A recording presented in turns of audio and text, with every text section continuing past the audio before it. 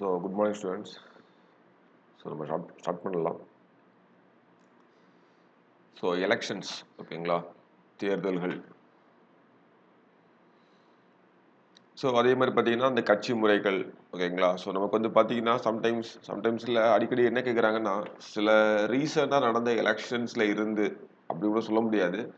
So mostly வந்து பார்த்தீங்கன்னா elections முடிஞ்சிருக்கும், அதில் வந்து எந்த கட்சி எத்தனை சீட்லாம் வின் பண்ணிருக்கு அப்படிலாம் கூட கேட்டிருக்காங்க. அதே மாதிரி கட்சியோட சிம்பிள்ஸ் வந்து பார்த்தீங்கன்னா நிறைய கேட்டிருக்காங்க ஓகேங்களா. ஸோ அந்த மாதிரி வந்து பார்த்தீங்கன்னா கட்சிகள்ல இருந்து இந்த மாதிரியான கேள்விகள் கூட கேட்டிருக்காங்க. மேட்ச் த ஃபாலோவிங்கில் கொடுத்துட்டு அந்த கட்சி ப்ளஸ் கட்சியோட சிம்பிளை வந்து மேட்ச் பண்ண சொல்லியிருப்பாங்க. ஒரு டைம் வந்து பார்த்தீங்கன்னா தமிழ்நாடு தேர்தல் நினைக்கிறேன், தமிழ்நாடு ஏதோ நாடாளுமன்ற தேர்தலில் ஒவ்வொரு கட்சியும் எத்தனை சீட்டு வாங்கியிருந்தாங்க அப்படின்றத மேட்ச் த ஃபாலோவிங்கில் கேட்டிருந்தாங்க. ஸோ இந்த மாதிரி கூட சில டைம் கொஸ்டின் கேட்குறாங்க. அது கரண்ட் அஃபேர்ஸில் நம்ம வந்து லைட்டாக பார்க்குறது தான், அதை தாண்டி நம்மளால் எதுவும் பண்ண முடியாது. ஸோ நமக்கு வந்து தேர்தல் ஆணையம் அது வந்து ஒரு ஸ்ட்ராங்கான டாபிக். ஸோ அதை நம்ம வந்து கிளியராக பார்க்கலாம் ஓகேங்களா. ஓகே, ஸோ தேர்தல்கள் அப்படின்றப்ப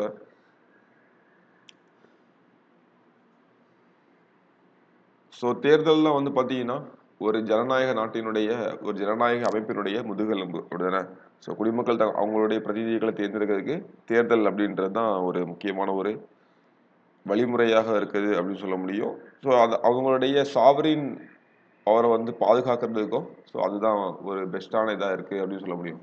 ஸோ ஆக்சுவலாக வந்து பார்த்தீங்கன்னா தேர்தல்கள் நிறைய விஷயங்கள் நம்ம வந்து எலெக்ஷன் பற்றி இந்தியாவில் ஓடிட்டு இருக்குது.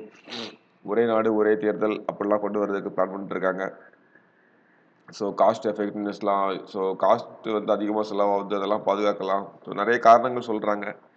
End of the day so 5 வருஷத்துக்கு ஒரு வாட்டி அல்லது 2 வருஷத்துக்கு ஒரு வாட்டி 3 வருஷத்துக்கு ஒரு வாட்டி ஸோ இந்த ஆட்சி மாற்றங்கள் நடக்கிறது அல்லது வந்து பார்த்தீங்கன்னா ஒரு தேர்தல் அப்படின்றது ஒன்று வர்றது ஆட்சியாளர்களுக்கு ஒரு பயத்தை உருவாக்குறது மாதிரியான ஒரு விஷயம் இல்லையா. ஸோ அப்போ தேர்தல் அப்படின்றது ஒரு ஜனநாயக நாட்டினுடைய ஒரு முதுகெலும்பு அப்படின்னு சொல்லலாம். ஸோ தேர்தல் இல்லை அப்படின்னா ஜனநாயகம் அப்படின்னு ஒன்று இல்லை அப்படின்ற மாதிரி இருக்கும் இல்லையா.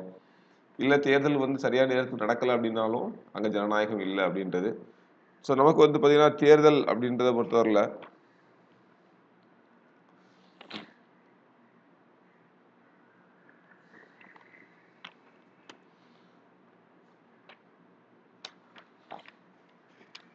ஓகே, ஸோ தேர்தல் அப்படின்ற பொறுத்தவரை நமக்கு வந்து இந்திய தேர்தல் ஆணையம் இருக்குது. இந்திய தேர்தல் ஆணையத்தை பற்றி நமக்கு வந்து கான்ஸ்டியூஷன் சொல்லியிருக்காங்க. அது ஒரு கான்ஸ்டியூஷனல் பாடியாக வந்து செயல்படுது அண்ட் இண்டிபெண்டன்ட் பாடியாக செயல்படுது ஓகேங்களா. ஸோ பார்ட் 15 ஆஃப் த கான்ஸ்டியூஷனில் நமக்கு வந்து எலெக்ஷன்ஸ் பற்றி பேசுகிறாங்க. பார்ட் 15 ஆஃப் த கான்ஸ்டியூஷனில் எலெக்ஷன் பற்றி பேசுகிறாங்க. ஆர்டிகல் 324 329A வரை நமக்கு வந்து எலெக்ஷன் பற்றி பேசுகிறாங்க ஓகேங்களா. ஸோ அதுக்கு முன்னால் வந்து பார்த்தீங்கன்னா நம்ம வந்து இதுக்கு முன்னாடி போகிறதுக்கு முன்னால் கட்சிகள் அதை பற்றி நம்ம வந்து லைட்டாக ஒரு சில விஷயம் பார்த்துடலாம். அரசியல் கட்சிகள்லாம் ஃபர்ஸ்ட் என்ன ஜென்ரலாக அரசியல் கட்சிகள் அப்படின்றது ஸோ யார் வந்து பார்த்தீங்கன்னா ஒரு தன்னார்வத்தோடு ஏற்படுத்தப்பட்ட ஒரு தனி மனித அமைப்பு அப்படிதானே. தனி மனிதர் அமைப்பு சொல்ல தனி மனிதர்களின் அமைப்பு அப்படிதானே. ஸோ அதான் வந்து பார்த்தீங்கன்னா நமக்கு வந்து அரசியல் கட்சிகள் அப்படின்னு சொல்றது. ஸோ வந்து பொதுவாக ஒரு அரசியல் கட்சின்னா தலைவர் இருப்பார், செயல் உறுப்பினர்கள் இருப்பாங்க, அப்புறம் தொண்டர்கள் இருப்பாங்க அப்படிதானே. ஸோ பொதுவாக இவங்களுடைய வேலைகள் அப்படின்னு பார்த்தீங்கன்னா ஸ்கூல் புக்கில் ஒரு இது கொடுத்துருப்பாங்க ஓகேங்களா. ஸோ அதாவது அரசியல் கட்சிகளுடைய செயல்பாடுகள் வந்து எப்படி இருக்கும் ஓகேங்களா. ஸோ அப்படி ஒரு லிஸ்ட் அவுட் பண்ணிருப்பாங்க. என்னென்னு பார்த்தீங்கன்னா ஃபர்ஸ்ட் வந்து நேர்மையான எதிர்ப்பு பொறுப்புடைமை ஸ்திரத்தன்மையை வந்து வழங்குறது. அதே மாதிரி பார்த்தா தேர்ந்தெடுக்கப்பட்ட அலுவலகத்திற்கு தனிநபரை வந்து பரிந்துரைத்தல். அதே மாதிரி அரசியல் பிரச்சாரம் பேரணி ஆகியவற்றை ஏற்பாடு செய்தல், தேர்தல் அறிக்கையை வெளியிடுதல், மக்கள் நலனுக்காக பல்வேறு திட்டங்களையும் கொள்கைகளையும் முன்வைக்கிறது.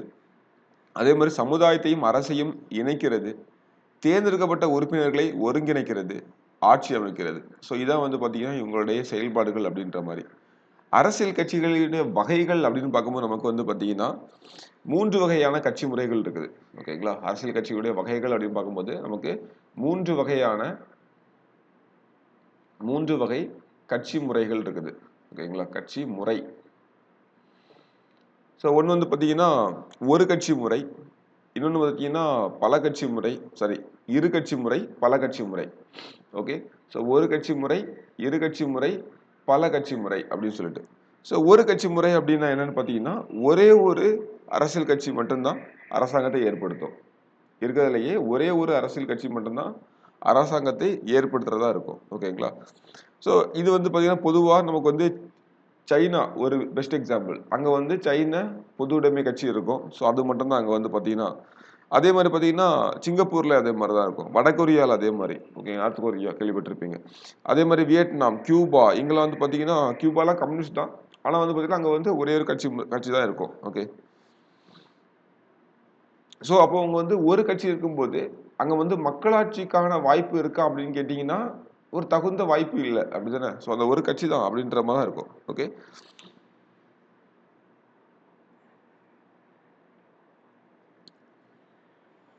ஸோ 1920ஸ்லாம் பார்த்தீங்கன்னா நமக்கு வந்து இந்த பாசிச இயக்கங்களால ஜெர்மனியில் வந்து பார்த்தீங்கன்னா ஹிட்லர் தலைமையில் இருக்கட்டும், இத்தாலியில் முசோலினி கேள்விப்பட்டிருப்பீங்க. அதே மாதிரி பார்த்தீங்கன்னா ஸ்பெயினில் ஃப்ராங்கோ அப்படின்ற ஒருத்தர். ஸோ இந்த இவங்களோட தலைமையெல்லாம் வந்து பார்த்தீங்கன்னா நிறைய கட்சிகள் வந்து உருவாகுது. ஸோ நிறைய கட்சிகள் உருவாகி அதிகாரத்தை வந்து கைப்பற்றுறாங்க. சரி, இவங்களோட தலைமையில் உருவான கட்சிகள் வந்து அதிகாரத்தை கைப்பற்றி அதுக்கப்புறமா வந்து பார்த்தீங்கன்னா அங்கே எதுவுமே நடக்க விடாம பண்றாங்க. அதாவது வேற ஒரு கட்சியோ இல்ல வேற ஒரு எதிர்ப்பு குரலோ வர விடாம பண்றாங்க. ஓகேங்களா? ஸோ என்ன சொல்ல வரேன் அப்படின்னு பார்த்தீங்கன்னா ஒரு கட்சி முறை அப்படின்றது ஒரு கட்சி முறை அப்படின்றது நமக்கு வந்து ஒரு ஆரோக்கியமான ஜனநாயகத்தை வந்து உருவாக்காது. ஓகேங்களா? ஸோ சும்மா ஒரு 4, 5 எக்ஸாம்பிள் வச்சுக்கோங்க. நமக்கு வந்து பார்த்தீங்கன்னா சைனாவா இருக்கட்டும், சிங்கப்பூர் ஆகட்டும், கியூபாவா இருக்கட்டும், வியட்நாமா இருக்கட்டும், ஓகேங்களா? ஸோ நார்த் கொரியா இருக்கட்டும், இது எல்லாமே வந்து பார்த்தீங்கன்னா ஒரு கட்சி முறைக்கு வந்து ஆஹ் எடுத்துக்காட்டு. ஓகேங்களா?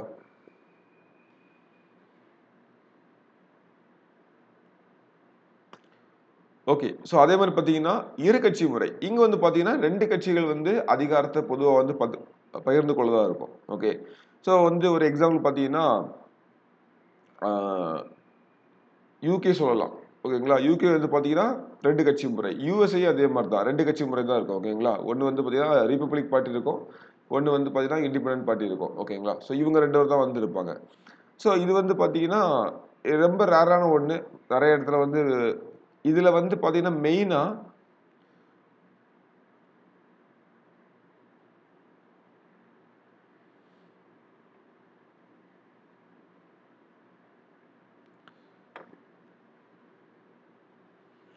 ஓகே. இதுல வந்து பார்த்தீங்கன்னா 2 பெரிய கட்சிகள் தான் வந்து அரசியல்ல மிகப்பெரிய ஆதிக்கம் செலுத்துற மாரி இருக்கும். ஸோ வந்து அ மத்த கட்சிகள் இருக்கும் ஆக்சுவலா. ஆனா வந்து இந்த 2 சார்ந்து தான் இருக்கும் அப்டின்ற மாரி இருக்கும். புரியுதா? ஸோ பார்த்தீங்கன்னா, அ இப்போ வந்து யுஎஸ் வந்து பெஸ்ட் எக்ஸாம்பிள். அங்க வந்து வேற பார்ட்டி இருந்தா கூட இவங்கள சார்ந்து இருந்த மாரி தான் இருக்கும். ஓகேங்களா? அ ஆட்சிக்கான போட்டி வந்து இந்த 2 பேருக்கு இடையில தான் இருக்கும். ஓகே. ஸோ அந்த மாரி. ஃபார் எக்ஸாம்பிள் வந்து பார்த்தீங்கன்னா, நான் வந்து சொன்ன மாரி யுஎஸ்ஏ எடுத்துக்கோங்க. அமெரிக்கால வந்து பார்த்தீங்கன்னா, டெமோக்ராட்டிக் பார்ட்டி ஒண்ணு இருக்கும். அதே மாரி பார்த்தீங்கன்னா, ரிபப்ளிகன் பார்ட்டி ஒண்ணு இருக்கும். ஓகேங்களா? ஸோ அதாவது குடியரசு கட்சி ஒண்ணு, சுதந்திர கட்சி ஒண்ணு அப்படின்னு சொல்லிட்டு ஒண்ணு இருக்கும். ஓகேங்களா? ஸோ இங்க வந்து பார்த்தீங்கன்னா, இங்க இதே மாரி தான். அ பெரும்பாலும் அதே மாரி தான் யுகேலயும் 2 கட்சிகளுடைய ஆதிக்கம் தான் அதிகமா இருக்கும் அப்படின்றது. ஓகேவா? ஸோ இது வந்து பார்த்தீங்கன்னா, ஸோ இத வந்து 2 கட்சி முறை அப்படின்றது. இதே மாரி நமக்கு வந்து பார்த்தீங்கன்னா, பல கட்சி முறை. ஸோ பல கட்சி முறைக்கு பெஸ்ட் எக்ஸாம்பிள் வந்து யாருன்னு பார்த்தீங்கன்னா, இந்தியா. பல கட்சி முறைக்கு வந்து பெஸ்ட் எக்ஸாம்பிள் யாரு? இந்தியா. 3 அல்லது அதற்கு மேற்பட்ட கட்சிகளுக்கு இடையே அதிகாரத்திற்கான போட்டி வந்து நிலவும். ஓகேங்களா? ஸோ 2 இல்ல 3 அல்லது அதுக்கு மேல. ஸோ இந்த கட்சிகளுக்கு இடையே வந்து அதிகாரத்துக்கான போட்டி வந்து நிலவும். அவ்வளவுதான். அ ஸோ இங்க வந்து பார்த்தீங்கன்னா, இப்ப என்ன ஃபார்ம் ஆவதற்கான அதிக வாய்ப்பு இருக்கு? கூட்டணி கட்சிகள் வந்து ஃபார்ம் ஆகும். அப்படிதானே? ஸோ இங்க வந்து பார்த்தீங்கன்னா, இப்ப வந்து ஒரு 2 அல்லது 3 அப்படிதானே? ஸோ 2 அதாவது இப்போ வந்து ஒரு தேர்தல் நடக்குது அப்படின்னா, 2 கட்சிகள் டாமினேட் பண்ணுது. ஓகேங்களா? 1 வெர்சஸ் 1 தான். ஓகே. இங்க வந்து ஜாயின் பண்ணவங்க ஜாயின் பண்ணிக்கோங்க. இங்க வந்து ஜாயின் பண்ணா ஜாயின் பண்ணிக்கோங்க. இது வந்து 2ஆவோ, 3ஆவோ, 4ஆவோ பிரியும்போது என்ன ஆகும்னா, வாக்குகள் வந்து சிதறடிக்கப்படும். அப்படிதானே?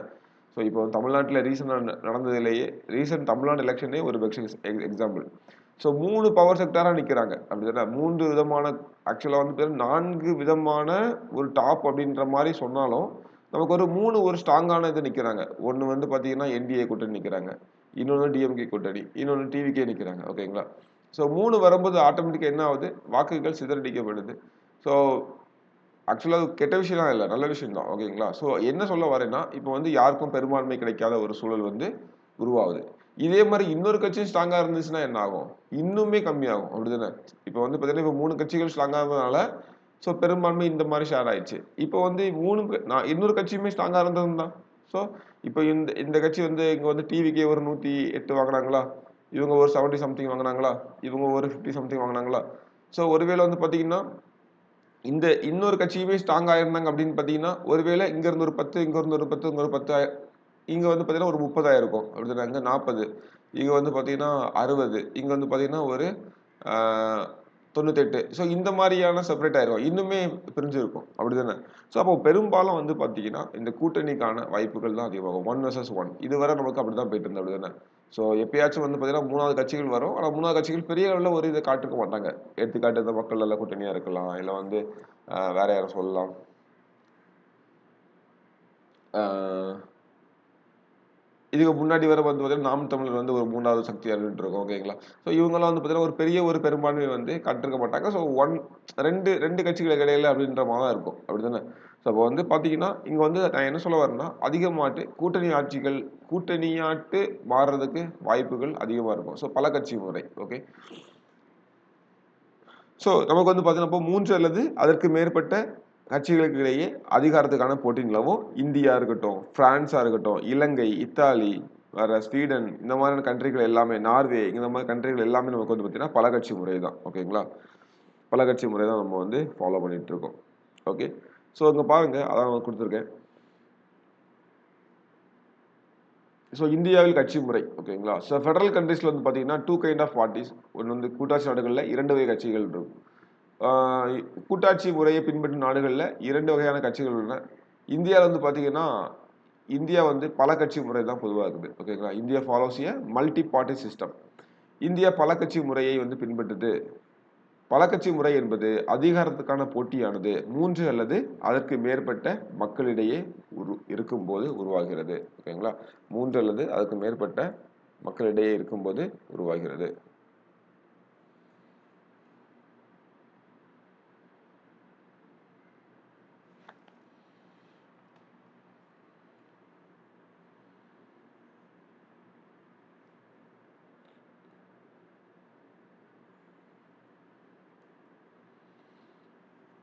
ஸோ இன்னொரு விஷயம், இந்தியாவில் ஏன் வந்து இத்தனை கட்சிகள், இத்தனை அமைப்புகள், இத்தனை இயக்கங்கள்?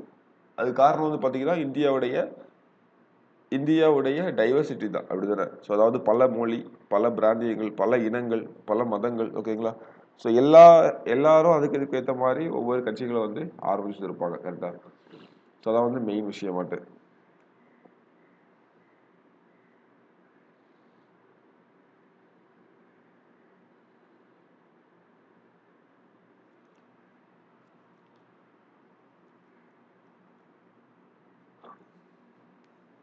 ஸோ இந்தியாவில் வந்து பார்த்தீங்கன்னா கட்சி முறை அப்படின்ற போது பொதுவா ஒரு கூட்டாட்சி அரசாங்கத்துல அதிகமா நம்ம பார்க்கும்போது இரு கட்சி முறை தான் இருக்குது. ஓகேங்களா? ஸோ இந்தியாவை பொறுத்தவரையில பார்த்தீங்கன்னா நமக்கு வந்து 19வது நூற்றாண்டுடைய இறுதியில தான் காங்கிரஸ் நமக்கு வந்து எப்போ ஆரம்பிக்கிறாங்க, இல்ல காங்கிரஸுக்கு முந்தைய இயக்கங்கள் நமக்கு எப்போ ஆரம்பிக்கிறாங்க. ஸோ அடுத்த ஹிஸ்டரி போல படிக்கலாம். ஸோ காங்கிரஸுக்கு முந்தைய இயக்கங்கள் வந்து எப்போ ஆரம்பிக்கிறாங்க, அப்போ கட்சி அமைப்பு அப்படின்றதே நமக்கு வந்து 19வது நூற்றாண்டு இறுதியில தான் நமக்கு வந்து ஸ்ட்ராங்கா வந்து ஸ்டார்ட் ஆகுது. அப்படிதானே? ஸோ எக்ஸாம்பிள் பார்த்தீங்கன்னா காங்கிரஸ் தான் சொல்றாங்க. ஓகே. ஸோ அதே மாதிரி பார்த்தீங்கன்னா அந்த டைம்ல கட்சிகள் உருவாவதற்கு மெயின் காரணமே நமக்கு வந்து தேசியவாதத்தினுடைய எழுச்சி தான். அப்படிதானே? சுதந்திரம் கிடைக்கணும் அப்படின்றதுக்காக அமைப்பா திரளும் போது தான் நமக்கு வந்து கட்சிகள் அப்படி ஒன்று ஸ்டார்ட் ஆகுது. ஸோ நிறைய கட்சிகள் ஆரம்பிக்குது. அதுல வந்து பாத்தீங்கன்னா காங்கிரஸ் கட்சியும் ஒண்ணு. ஓகே. ஸோ இந்திய தேசிய காங்கிரஸ் கட்சி வந்து 1885ல யாரால ஸ்டார்ட் பண்ணுவோம்? AO Hume. அப்படிதானே? ஸோ ஏஓ ஹியூம் தான் முக்கியமான ஆளா இருப்பாரு. அவரால் வந்து ஸ்டார்ட் பண்ணப்படும். அதுக்கப்புறம் ஒத்துழையாமை இயக்கம் நடக்குது. ஒத்துழையாமை இயக்கத்துல வந்து பாத்தீங்கன்னா முழுமையான ஒரு அரசியல் சுதந்திரத்தை கோருது. அதுக்கப்புறம் வந்து பார்த்தீங்கன்னா 1906ல முஸ்லீம் லீக் வந்து வராங்க. 1916ல இந்து மகாசபை வந்து ஒரு கட்சி ஆரம்பிச்சு வராங்க. அதே மாதிரி பார்த்தீங்கன்னா மதராஸ் மாநிலத்தில் வந்து 1916ல சவுத் இந்தியன் லிபரல் ஃபெடரேஷன் சொல்லிட்டு ஆரம்பிக்கிறது நீதி கட்சியா உருமாறி வருது. ஓகே. ஸோ 1922ல சௌரி சௌரா சம்பவம் நடந்ததுனால என்ன நடக்குது? ஒத்துழையாமை இயக்கத்தை வந்து காந்தியடிகள் ஸ்டாப் பண்றாரு. ஸ்டாப் பண்ணதுக்கு அப்புறமா இன்னொரு கட்சி உருவாகுது. என்னது? ஸ்வராஜ் பார்ட்டி உருவாகுது. அப்படிதானே? படிச்சிருக்கீங்களா? ஸோ பார்க்கலாம் நம்ம. ஸோ ஸ்வராஜ் பார்ட்டி அப்படின்னு சொல்லி ஒன்று உருவாகும். மோதிலால் நேருவும் சித்தரஞ்சன் தாஸும் வந்து ஸ்டார்ட் பண்ணிட்டு இருப்பாங்க. ஸோ இப்படி வந்து பார்த்தீங்கன்னா அரசியல் கட்சிகள் வந்து அந்த டைம்ல ஸ்டார்ட் ஆகிட்டே வருது. அதுக்கப்புறம் 1934ல வந்து பார்த்தீங்கன்னா காங்கிரஸ் சோசியலிஸ்ட் கட்சி அப்படி ஒன்று நமக்கு ஸ்டார்ட் பண்ணுறாங்க. யாருன்னு பார்த்தீங்கன்னா நமக்கு ஜெயபிரகாஷ் நாராயணன், ஆச்சாரியா நரேந்திர தேவ்ங்கெல்லாம் சேர்ந்து 1920 கம்யூனிஸ்ட் கட்சியை வந்து பார்த்தீங்கன்னா எம்என் ராய் வந்து ஸ்டார்ட் பண்ணுறாரு. ஓகே, எம்என் ராய் வந்து பார்த்தீங்கன்னா கம்யூனிஸ்ட் கட்சியை ஸ்டார்ட் பண்ணுறாரு. ஸோ அப்புறம் வந்து பார்த்தீங்கன்னா ஸோ இந்த மாதிரியே ஒவ்வொன்றா டெவலப் ஆகி வந்துட்டு இருக்கு அப்படி தானே. அப்போ நமக்கு வந்து தமிழ்நாட்டை பொறுத்தவரை நீதி கட்சியிலேருந்து ஆரம்பிச்சது தான். ஸோ அதோடைய கண்டினியூஷன் தான் நமக்கு இப்போ நடந்துட்டு இருக்குது. ஒரு பக்கம் காங்கிரஸோடைய கண்டினியூஷன் நடந்துட்டு இருக்குது, இன்னொரு பக்கம் ஜனதா கவர்மெண்ட்டோட கண்டினியூஷன் நடந்தது அப்படி தானே. சாரி, ஜனதா பார்ட்டியோடைய கண்டினியூஷன். ஸோ இதான் வந்து பார்த்தீங்கன்னா தமிழ்நாட்டை பொறுத்தவரை கட்சிகள் அப்படின்னு சொல்லிட்டு. அப்போ கட்சிகள் வந்து பார்த்தீங்கன்னா நமக்கு வந்து ஒரு நமக்கு எங்கேருந்து ஸ்டார்ட் ஆகுது, 19ஆம் நூற்றாண்டுடைய இறுதியில் தான் நமக்கு வந்து ஸ்டார்ட் ஆகி வளர்ந்து வந்திருக்கு அப்படின்னு சொல்ல முடியும். ஓகே, 1977 வரை வந்து பார்த்தீங்கன்னா எந்த ஒரு கட்சியும் காங்கிரஸுக்கு மாற்றா வந்து வரவே முடியலை அப்படிதானே. 77 ஃபர்ஸ்ட் பார்த்தீங்கன்னா ஜனதா கட்சி வந்து ஆட்சிக்கு வராங்க. ஓகே, ஸோ அவங்களாலையும் ரொம்ப நாள் இருக்க முடியல, மறுபடியும் இந்திரா காந்தி வந்து ஆட்சியை பிடிச்சிருவாங்க. ஸோ இப்படியா வந்து வந்துட்டு இருக்குது. ஓகேங்களா.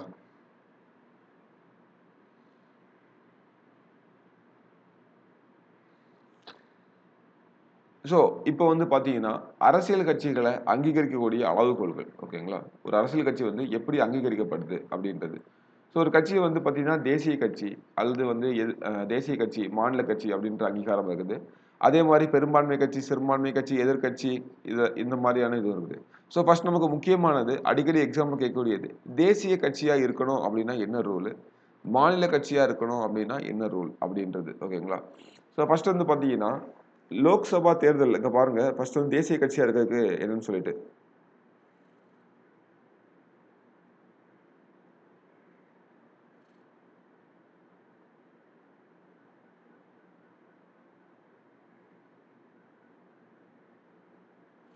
ஓகே, ஸோ ஃபர்ஸ்ட் கண்டிஷன் என்னன்னு பார்த்தீங்கன்னா நமக்கு வந்து 4 அல்லது அதற்கு மேற்பட்ட மாநிலங்கள்ல 6% வாக்குகள் வந்து பெற்றுக்கணும்.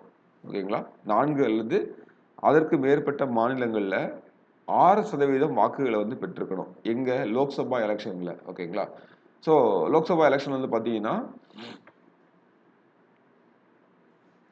சாரி லோக்சபா எலெக்ஷன்ல இருக்கட்டும், இல்லை வந்து பார்த்தீங்கன்னா மாநில சட்டசபை தேர்தலில் இருக்கட்டும். ஓகேங்களா, மொத்தம் வந்து 6% செல்லுபடி வாக்குகளை வந்து பெற்றிருக்கணும் அப்படின்றது முதல் ரூல். அதே மாதிரி கூடவே வந்து பார்த்தீங்கன்னா 4 லோக்சபா சீட்டுகளை வந்து வின் பண்ணிருக்கணும். ஓகேங்களா. ஸோ நல்லா ஞாபகம் வச்சுக்கோங்க, மக்களவை தேர்தலில் 4 மாநிலங்கள்லயாச்சும், சட்டமன்ற தேர்தலில் சாரி மக்களவை தேர்தலையோ இல்லை 4 மாநிலங்களுக்கான சட்டமன்ற தேர்தலையோ வந்து பார்த்தீங்கன்னா நமக்கு மொத்தமாக ஒரு கட்சி வந்து 6% வாக்குகளை வந்து பெற்றிருக்கணும். ஓகேவா.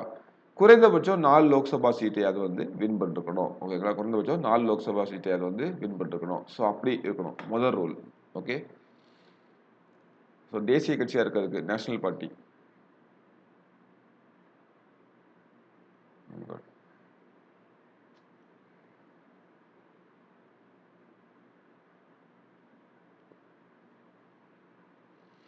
Okay, national party. Okay, first rule என்ன, நமக்கு வந்து 4 அல்லது அதற்கு மேற்பட்ட மாநிலங்களில் 6% ஓட்டு வாங்கியிருக்கணும்.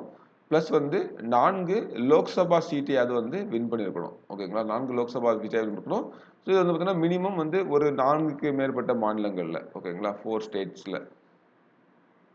ஓகே, ஸோ அடுத்த கண்டிஷன் வந்து பார்த்தீங்கன்னா நமக்கு வந்து என்ன சொல்லிட்டாங்கன்னா லோக்சபாவில் மொத்த இடங்களில் 2% சீட்டை அது வந்து வின் பண்ணிருக்கணும். லோக்சபாவில் மொத்த இடங்களில்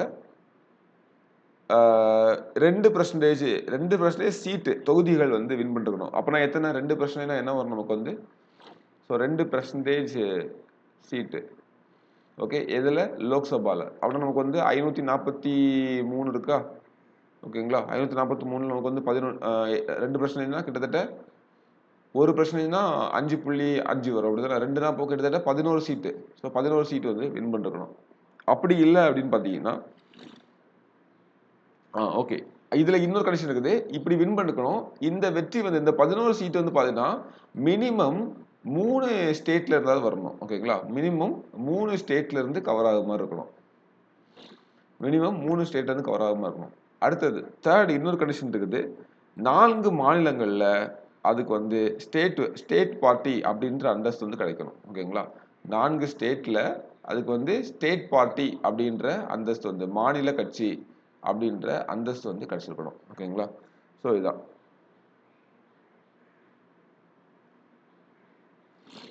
ஓகே. ஸோ இதான் வந்து பார்த்தீங்கன்னா ஒரு ஒரு கட்சி வந்து தேசிய கட்சி அங்கீகரிக்கப்பட்டது. ஓகேங்களா? ஸோ இங்கே அதை தான் வந்து அப்படியே கொடுத்துருக்கேன், பார்த்துக்கோங்க. அடுத்து வந்து பாருங்க மாநில கட்சி. ஸோ மாநில கட்சியா இருக்கணும் அப்படின்னு சொன்னா என்ன ரூலு?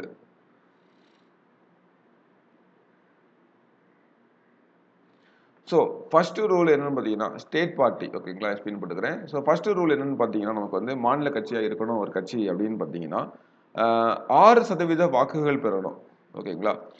6% வாக்குகள் வந்து பெறணும். 6% ஆஃப் ஓட்ஸ். ஓகே, 6% வாக்குகள் வந்து பெறணும். அதுல வந்து பாத்தீங்கன்னா 2 அசம்பிளி சீட்ஸ் வந்து கண்டிப்பா வின் பண்ணிருக்கணும். ஓகேங்களா? 2 சீட்ஸ், அசம்பிளி சீட்ஸ் கண்டிப்பா வந்து வின் பண்ணிருக்கணும். ஓகே, ஸோ ஃபர்ஸ்ட் அப்படி இல்லையா இன்னொரு கண்டிஷன் என்ன இருக்குன்னு பாத்தீங்கன்னா மாநிலத்துல மொத்த சட்டமன்ற இடங்கள்ல 3% அல்லது குறைந்தபட்சம் 3 இடங்கள்ல வந்திருக்கணும். ஓகேங்களா? மாநிலத்துல சட்டமன்ற இடங்கள்ல வந்து பாத்தீங்கன்னா 3% சீட் வந்து நம்ம வந்து வின் பண்ணிருக்கணும். அல்லது குறைந்தது 3 இடங்கள். ஓகேங்களா? அல்லது குறைந்தது 3 இடங்கள்ல 3 சீட்டாவது வந்து வின் பண்ணிருக்கணும். ஓகேங்களா? அடுத்தது மூணாவது கண்டிஷன்ல அப்படி இல்லைன்னா இன்னொன்னு. ஓகேங்களா? மக்களவை தேர்தல் வந்து நடந்திருக்கும் இல்லையா? அந்த மக்களவை தேர்தலில் 6% சீட்டு வாங்கியிருக்கணும். பிளஸ் 6% வாக்குகள் வாங்கியிருக்கணும். 6% வந்து வாக்குகள் வாங்கியிருக்கணும். கூடவே வந்து பார்த்தீங்கன்னா ஒரு சீட்டு வாங்கியிருக்கணும். ஓகேங்களா? ஒரு சீட்டு வாங்கியிருக்கணும். ஸோ இது வந்து பார்த்தீங்கன்னா அசம்பிளி எலெக்ஷன். ஓகேங்களா? இது வந்து பார்த்தீங்கன்னா லோக்சபா எலெக்ஷன். ஓகே, இது வந்து அசம்பிளி எலெக்ஷன் அப்படின்றது எம்எல்ஏ எலெக்ஷன் அப்படின்ற மாதிரி நான் வச்சுக்கோங்க. ஓகேங்களா? இது வந்து பார்த்தீங்கன்னா எம்எல்ஏ எலெக்ஷன், லெஜிஸ்லேட்டிவ் அசம்பிளிக்கான எலெக்ஷன்ல வந்து பண்றது. இது வந்து பார்த்தீங்கன்னா நமக்கு வந்து லோக்சபா எலெக்ஷன்ல. ஓகேவா? அப்படி இல்லைன்னா மாநிலத்தில் உள்ள ஒவ்வொரு 25 லோக்சபா சீட்டுக்கு ஒரு சீட்டு அப்படின்னு சொல்லிட்டு வின் பண்ணிருக்கணும். என்ன சொல்றாங்க? மாநிலத்தில் ஒவ்வொரு 25 லோக்சபா சீட்டுக்கு ஒரு சீட்டு. ஓகேங்களா? ஸோ அதான் தமிழ்நாட்டில் அப்போ வந்து மொத்தம் 25 நமக்கு எத்தனை இருக்குது? 40 இருக்குது, 39 இருக்கு அப்படிதானே? அவ 25க்கு 1ன்னா என்ன கணக்கு? மினிமம் 2வது வந்து வின் பண்ணிருக்கணும். ஓகேங்களா? ஸோ இது ஒரு கண்டிஷன் இருக்குது.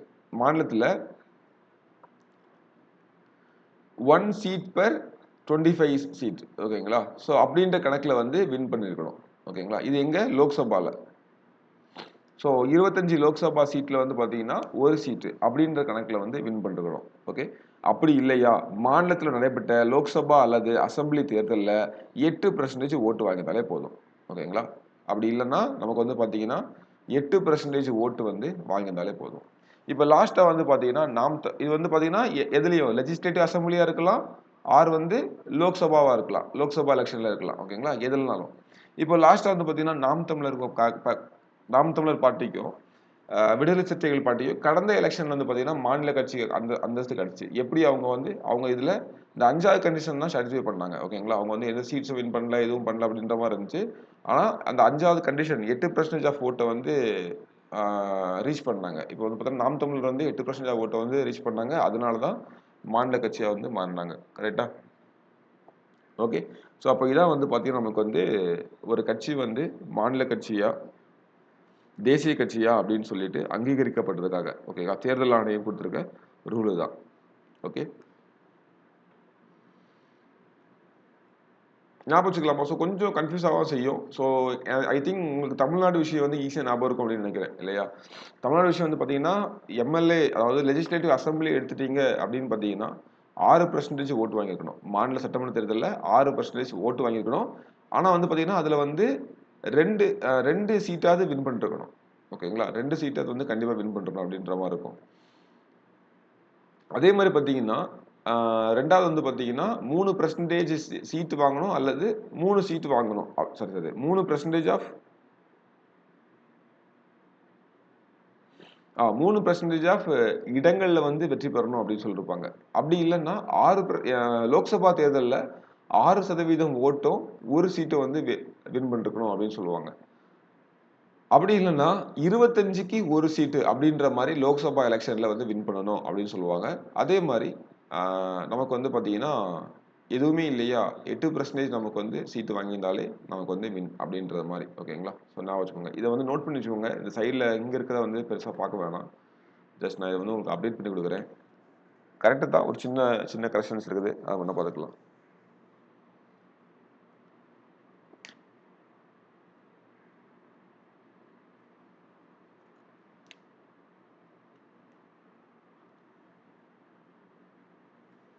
ஓகே.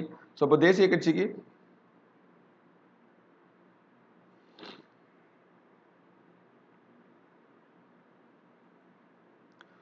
ஓகே, தேசிய கட்சிக்கு வந்து பார்த்தீங்கன்னா ஃபர்ஸ்ட் வந்து 4% 4 அல்லது அதற்கு மேற்பட்ட மாநிலங்களில் 6% வாக்குகள் வாங்கியிருக்கணும். அதே மாதிரி குறைந்தபட்சம் ஒரு 4 லோக்சபா சீட்டாவது வின் பண்ணிருக்கணும். அப்படின்னா அந்த கட்சி வந்து தேசிய கட்சின்னு சொல்லிடுவாங்க. ஓகேங்களா. ஸோ அடுத்து பார்த்தீங்கன்னா அப்படி இல்லை அப்படின்னா லோக்சபாவில் மொத்த இடங்களில் 2% ஆஃப் ஓட்டு வாங்கியிருக்கணும். அப்போ ஒரு 11 சீட்டாவது வின் பண்ணிருக்கணும். அந்த வச்சு வந்து குறைஞ்சபட்சம் 3 மாநிலங்கள் வந்துருக்கணும். ஒரே மாநிலத்தில் 11 சீட் வாங்கினா கணக்கில் கிடையாது. ஓகேங்களா. ஸோ அதே மாதிரி பார்த்தீங்கன்னா 4 மாநிலங்களில் ஸ்டேட் பார்ட்டி அப்படின்ற அந்தஸ்து இருந்தாலும் அதுக்கு வந்து பார்த்தீங்கன்னா தேசிய கட்சியாக வந்து மாறுறோம். ஓகேங்களா.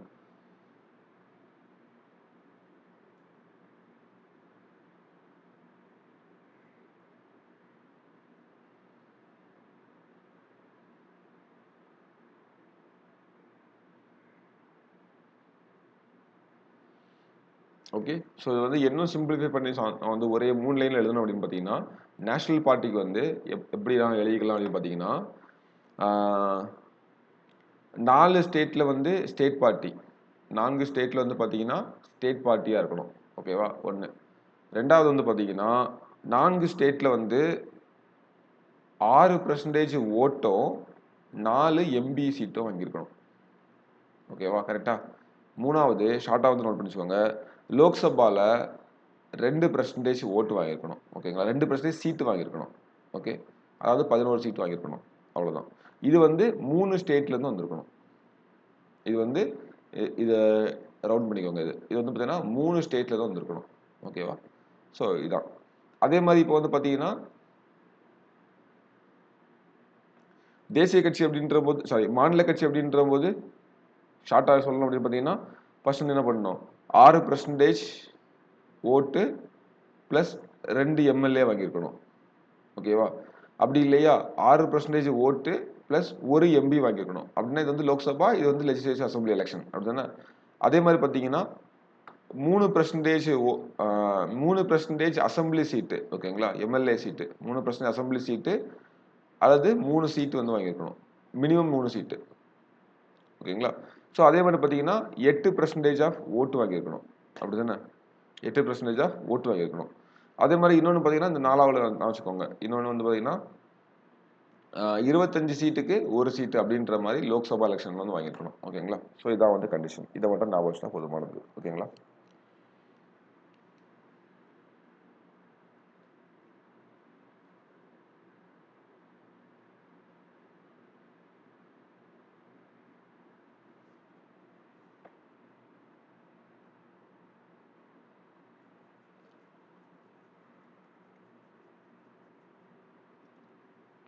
ஓகே. பெரும்பான்மை கட்சினா என்ன? பெரும்பான்மை கட்சி. ஸோ பெரும்பான்மை பெற்ற கட்சி தான் வந்து பார்த்தீங்கன்னா அரசாங்கத்தை அமைத்து ஆட்சி நடத்தும். ஸோ பெரும்பான்மை கட்சி அப்படின்றப்ப ஜென்ரல் நம்ம வந்து என்ன சொல்லுவோம், மெஜாரிட்டி அப்படின்னு காட்டுறது. அப்படின்னா இப்போ 234 சீட்டில் வந்து பார்த்தீங்கன்னா 118 சீட்டு வாங்குற கட்சி தான் வந்து பெரும்பான்மை கட்சி. கரெக்டா. ஓகே. ஸோ சிறுபான்மை கட்சி அப்படின்னா எல்லாமே சிறுபான்மை தான். அது 118 ரீச் பண்ணாத, இப்போ தமிழ்நாட்டை பொறுத்தவரை 234 பாதியை ரீச் பண்ணாத எல்லாமே வந்து பார்த்தீங்கன்னா சிறுபான்மை கட்சி தான். எதிர்கட்சி அப்படின்றது பார்த்தீங்கன்னா இரண்டாவது அதிக எண்ணிக்கையிலான சீட்ஸ் வின் பண்ண கட்சி. அப்படிதானே. நமக்கு வந்து பார்த்தீங்கன்னா ஃபர்ஸ்ட் பாஸ்ட் போஸ்ட் சிஸ்டம் சொல்லுவாங்க. யார் வந்து ஃபர்ஸ்ட், நான் ஸ்டார்டிங்ல சொன்னேன் இல்லையா நமக்கு வந்து எலெக்ஷன் எப்படி நடக்கும் அப்படின்னு சொல்லிட்டு. ஸோ யார் வந்து பார்த்தீங்கன்னா ஃபர்ஸ்ட்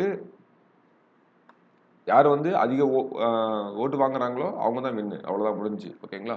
ஸோ நமக்கு வந்து பார்த்தீங்கன்னா ஒரு 5 பேர் நிற்கிறாங்க. ஸோ ஒவ்வொருத்தரும் வந்து பார்த்தீங்கன்னா ஒருத்தர் வந்து 20% ஓட்டு வாங்குறாரு, ஒருத்தர் 19% ஓட்டு வாங்குறாரு, ஒருத்தர் 18 வாங்குறாரு. அப்படின்னா கூட 20% வாங்குறவர் தான் வின்னு. ஓகேங்களா. மீதி எல்லா ஓட்டும் வந்து நோட்டாக்கு விழுந்துருச்சு அப்படின்னு வச்சிருந்தா கூட 20% வாங்கினவர் தான் வந்து பார்த்தீங்கன்னா இங்கே வந்து வெற்றி பெற்றவராட்டு அறிவிக்கப்படுவார். ஓகேவா? ஸோ இதான் ஃபஸ்ட்டு பாஸ்ட் பொசிஷன் சொல்லுவாங்க. அப்போ இதில் வந்து பார்த்தீங்கன்னா ரெண்டாவது அதிகமான சீட்ஸ் வின் பண்ணவங்க பார்த்தீங்கன்னா எதிர்கட்சியாக வருவாங்க. ஓகேங்களா? அந்த எதிர்கட்சி வந்து பார்த்தீங்கன்னா ஸோ எதிர்க்கட்சி அப்படின்றது ஒரு முக்கியமானது. எதிர்க்கட்சி தலைவர் அப்படின்றதே ஒரு முக்கியமான பொறுப்பு. அப்படிதானே? ஸோ கிட்டத்தட்ட எதிர்க்கட்சி தலைவர் வந்து பார்த்தீங்கன்னா, கேபினெட் அந்தஸ்து கிடைக்கும். எப்படி வந்து ஒரு minister equal to minister level எதிர்க்கட்சி தலைவர். அவங்களுக்கு அரசாங்கத்துல இருந்து சலுகைகள் உண்டு. எல்லாமே இருக்கும். ஸோ அதே மாதிரி எதிர்க்கட்சி வந்து பார்த்தீங்கன்னா, மினிமம் 10% சீட்டாவது வந்து வின் பண்ணிருக்கணும். ஓகேங்களா? ஒரு எதிர்க்கட்சி ஆகணும் அப்படின்னு பார்த்தீங்கன்னா, 10% சீட்டாவது வின் பண்ணிருக்கணும். 234ல மினிமம் வந்து 24 சீட்டாவது வந்து வின் பண்ணிருக்கணும். ஓகேவா?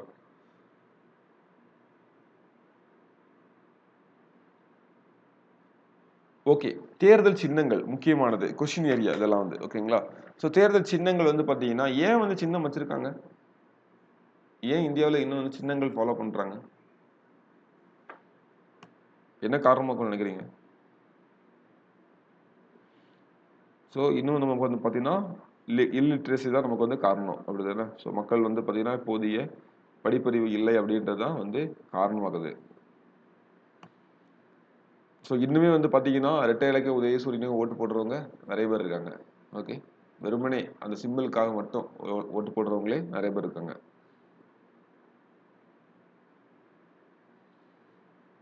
Okay, fine. நம்ம அது இருக்கட்டும்.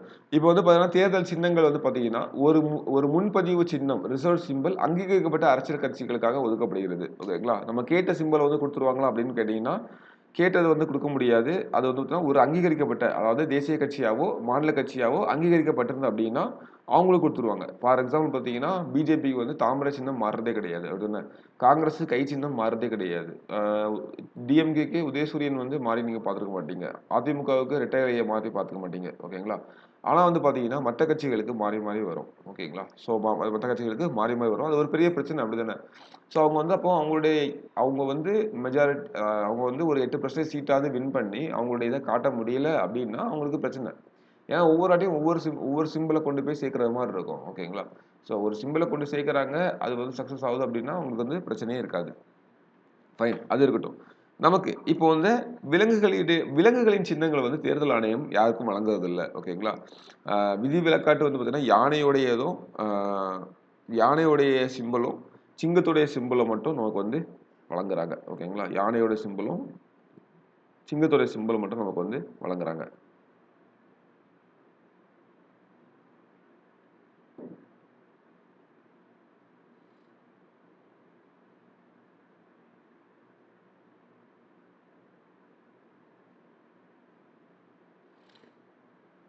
ஓகே.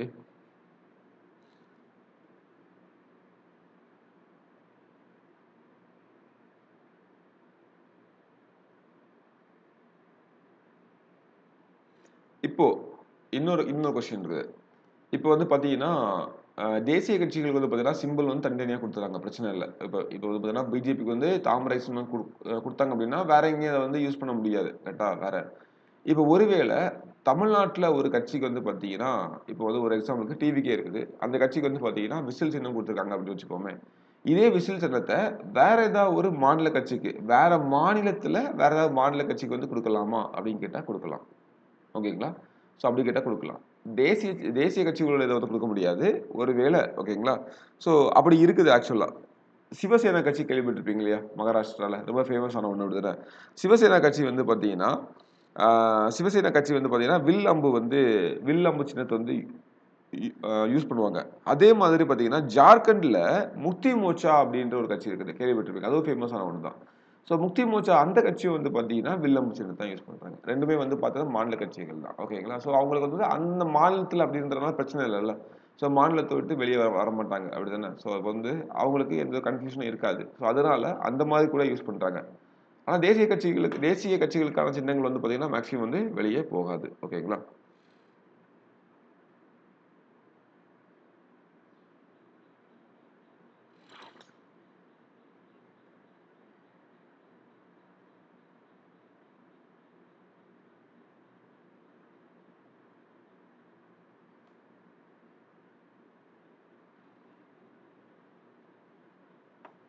ஓகே. ஸோ இங்க நோட் தான் பார்த்துக்கலாமா? ஒரு தேர்தல் சின்னங்கள், ஒரு முன்பதிவு சின்னம் ரிசர்வ் சிம்பல் அங்கீகரிக்கப்பட்ட அரசியல் கட்சிக்காக ஒதுக்கப்படுகிறது. ஒரு சுதந்திர சின்னம் வந்து அங்கீகரிக்கப்படாத அரசியல் கட்சிகளுக்காக. ஓகேங்களா? ரிசர்வ் அப்படின்றது நமக்கு வந்து இப்போ டிஎம்கேனா உதயசூரியன் தான் அப்படின்னு சொல்லி ரிசர்வ் பண்ணியாச்சு. ஸோ சுதந்திர சின்னம் ஃப்ரீ சிம்பல் அப்படின்ற அங்கீகரிக்கப்படாத கட்சிகள். ஓகேங்களா? ஸோ மற்ற இப்போ ஏதாவது சின்ன சின்ன கட்சிகள் இருக்கு அப்படின்னா அவங்களுக்கு வந்து எதை வேணாலும் கொடுக்கலாம் அப்படின்ற மாதிரி. ஓகேங்களா? ஸோ அவங்களுக்கு எலெக்ஷன் டைம்லாம் தெரியும் அவங்களுக்கு என்ன சிம்பிள் வந்து அலாக்கேட் ஆயிருக்கு அப்படின்னு தெரியும். ஸோ தேர்தல் ஆணையம் விலங்குகள் சின்னத்தை ஒதுக்குவதை நிறுத்திவிட்டது. ஓகேங்களா? கொடுக்கக்கூடாது கிடையாது. தேர்தல் ஆணையம் வந்து நிப்பாட்டாங்க. ஓகேங்களா? இப்போ என்ன நடக்கும்? ஏதாவது சின்னங்கள் கொடுத்தாங்கன்னா பிரச்சாரத்துக்கு அந்த அந்த விலங்கை வந்து கூட்டிட்டு வந்துருவாங்க. ஓகே. ஸோ ஆனால் சிங்கமும் எலிஃபேனும் தவிர அது மட்டும் விதிவிலக்கு கொடுத்துருக்காங்க. ஆக்சுவலாக வந்து பார்த்தீங்கன்னா I think Bahujan Samaj party தானே இப்போ வந்து டிவிக்கு மேலே கூட கேஸ் போடுவாங்களே. ஆமாம், பகுஜன் சமாஜ்வாடி பார்ட்டி தான் நினைக்கிறேன். ஓகேங்களா? அவங்களுக்கு தான் வந்து பார்த்தீங்கன்னா யானை சிம்பல் வந்து யூஸ் பண்ணுவாங்க. எலிஃபென்ட் சிம்பிள் வந்து பார்த்தீங்கன்னா அவங்க தான் யூஸ் பண்ணிட்டு இருக்காங்க. அவங்க வந்து பார்த்தீங்கன்னா அது வந்து ரிசர்வ்டாக இருக்குது. அவங்க மாநில கட்சி தேசிய கட்சி நினைக்கிறேன். ஓகேங்களா? ஸோ பார்த்தீங்கன்னா அவங்க வந்து யானை சிம்பிள் இன்னும் யூஸ் பண்ணிட்டு தான் இருக்காங்க. ஓகேவா? ஓகே, இங்க ஒரு ஃபேக்ட் பாருங்க. 1968ஆம் ஆண்டு தேர்தல் சின்னங்கள் முன்பதிவு மற்றும் ஒதுக்கீடு ஆணையானது இந்தியாவின் தேர்தல் சின்னங்களில் முன்பதிவு மற்றும் ஒதுக்கீட்டை நிர்வகிக்கிறது. ஓகே, இது ஒரு ஃபேக்ட் நான் வச்சுக்கோங்க.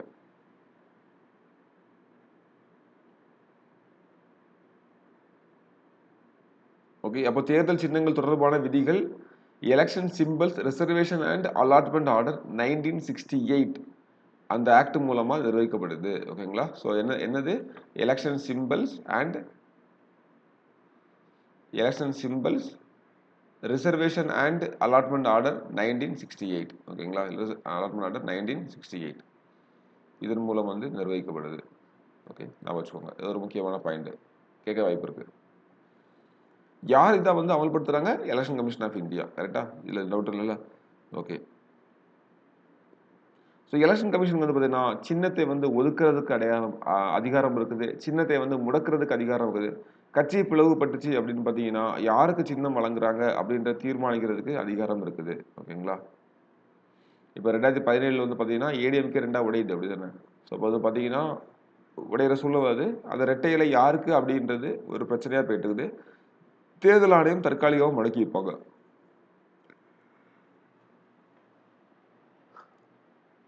அதுக்கப்புறம் சிம்பிளை வாங்குறதுக்கே ஒரு பெரிய பாடுபட்டாங்க. அதில் பிஜேபி வந்து உள்ள தலையிட்டாங்க. ஸோ நிறைய விஷயங்கள் நமக்கு வந்து அரசியல் களத்தில் நடந்துச்சு இல்லையா? அதே மாதிரி சிவசேனா வந்து 2022 ஒரு பிரச்சனை வரும். ஓகேங்களா? ஸோ அங்கே வந்து ஒரு பெரிய பிளவு நடக்கும். அப்பவும் அதே மாதிரி தான் சின்னம் தொடர்பாக வந்து பார்த்தீங்கன்னா தேர்தல் ஆணையம் தான் முடிவு செய்தது. ஓகே.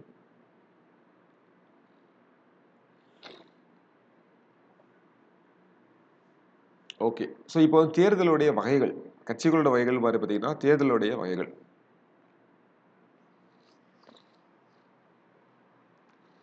நமக்கு வந்து பார்த்தீங்கன்னா நேரடி தேர்தல், மறைமுக தேர்தல் அப்படின்னு 2 எலெக்ஷன் இருக்கு. அப்படி தானே?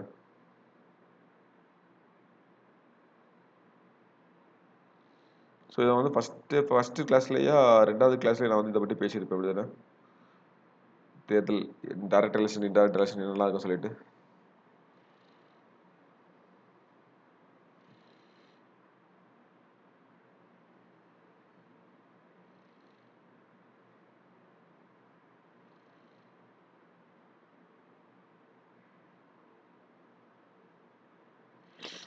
ஓகே, ஃபர்ஸ்ட் பாருங்க.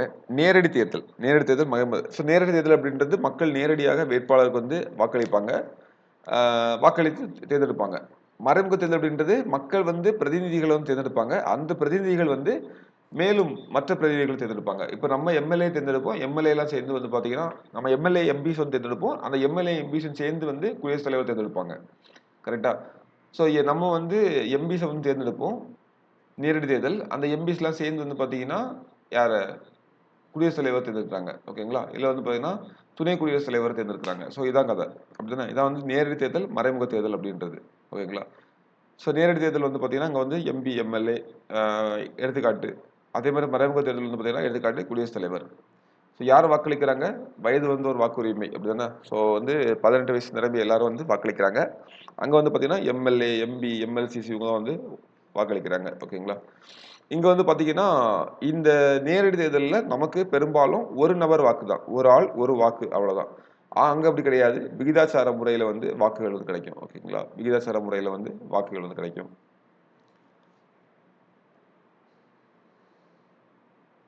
ஓகே. அப்போ நேரடி தேர்தல் வந்து பார்த்தீங்கன்னா, ஒரு அதிக மக்களாட்சி முறைமையக்கூடிய ஒரு தேர்தல். அப்படிதானே? ஸோ அரசாங்க நடவடிக்கைகள் தொடர்பாக மக்கள வந்து கல்வி அறிவு பெற செய்றது. மக்கள தீவிரமான அரசியல் நடவடிக்கைகள ஈடுபடுத்துறதுக்கு தூண்டுது. கரெக்ட்டா?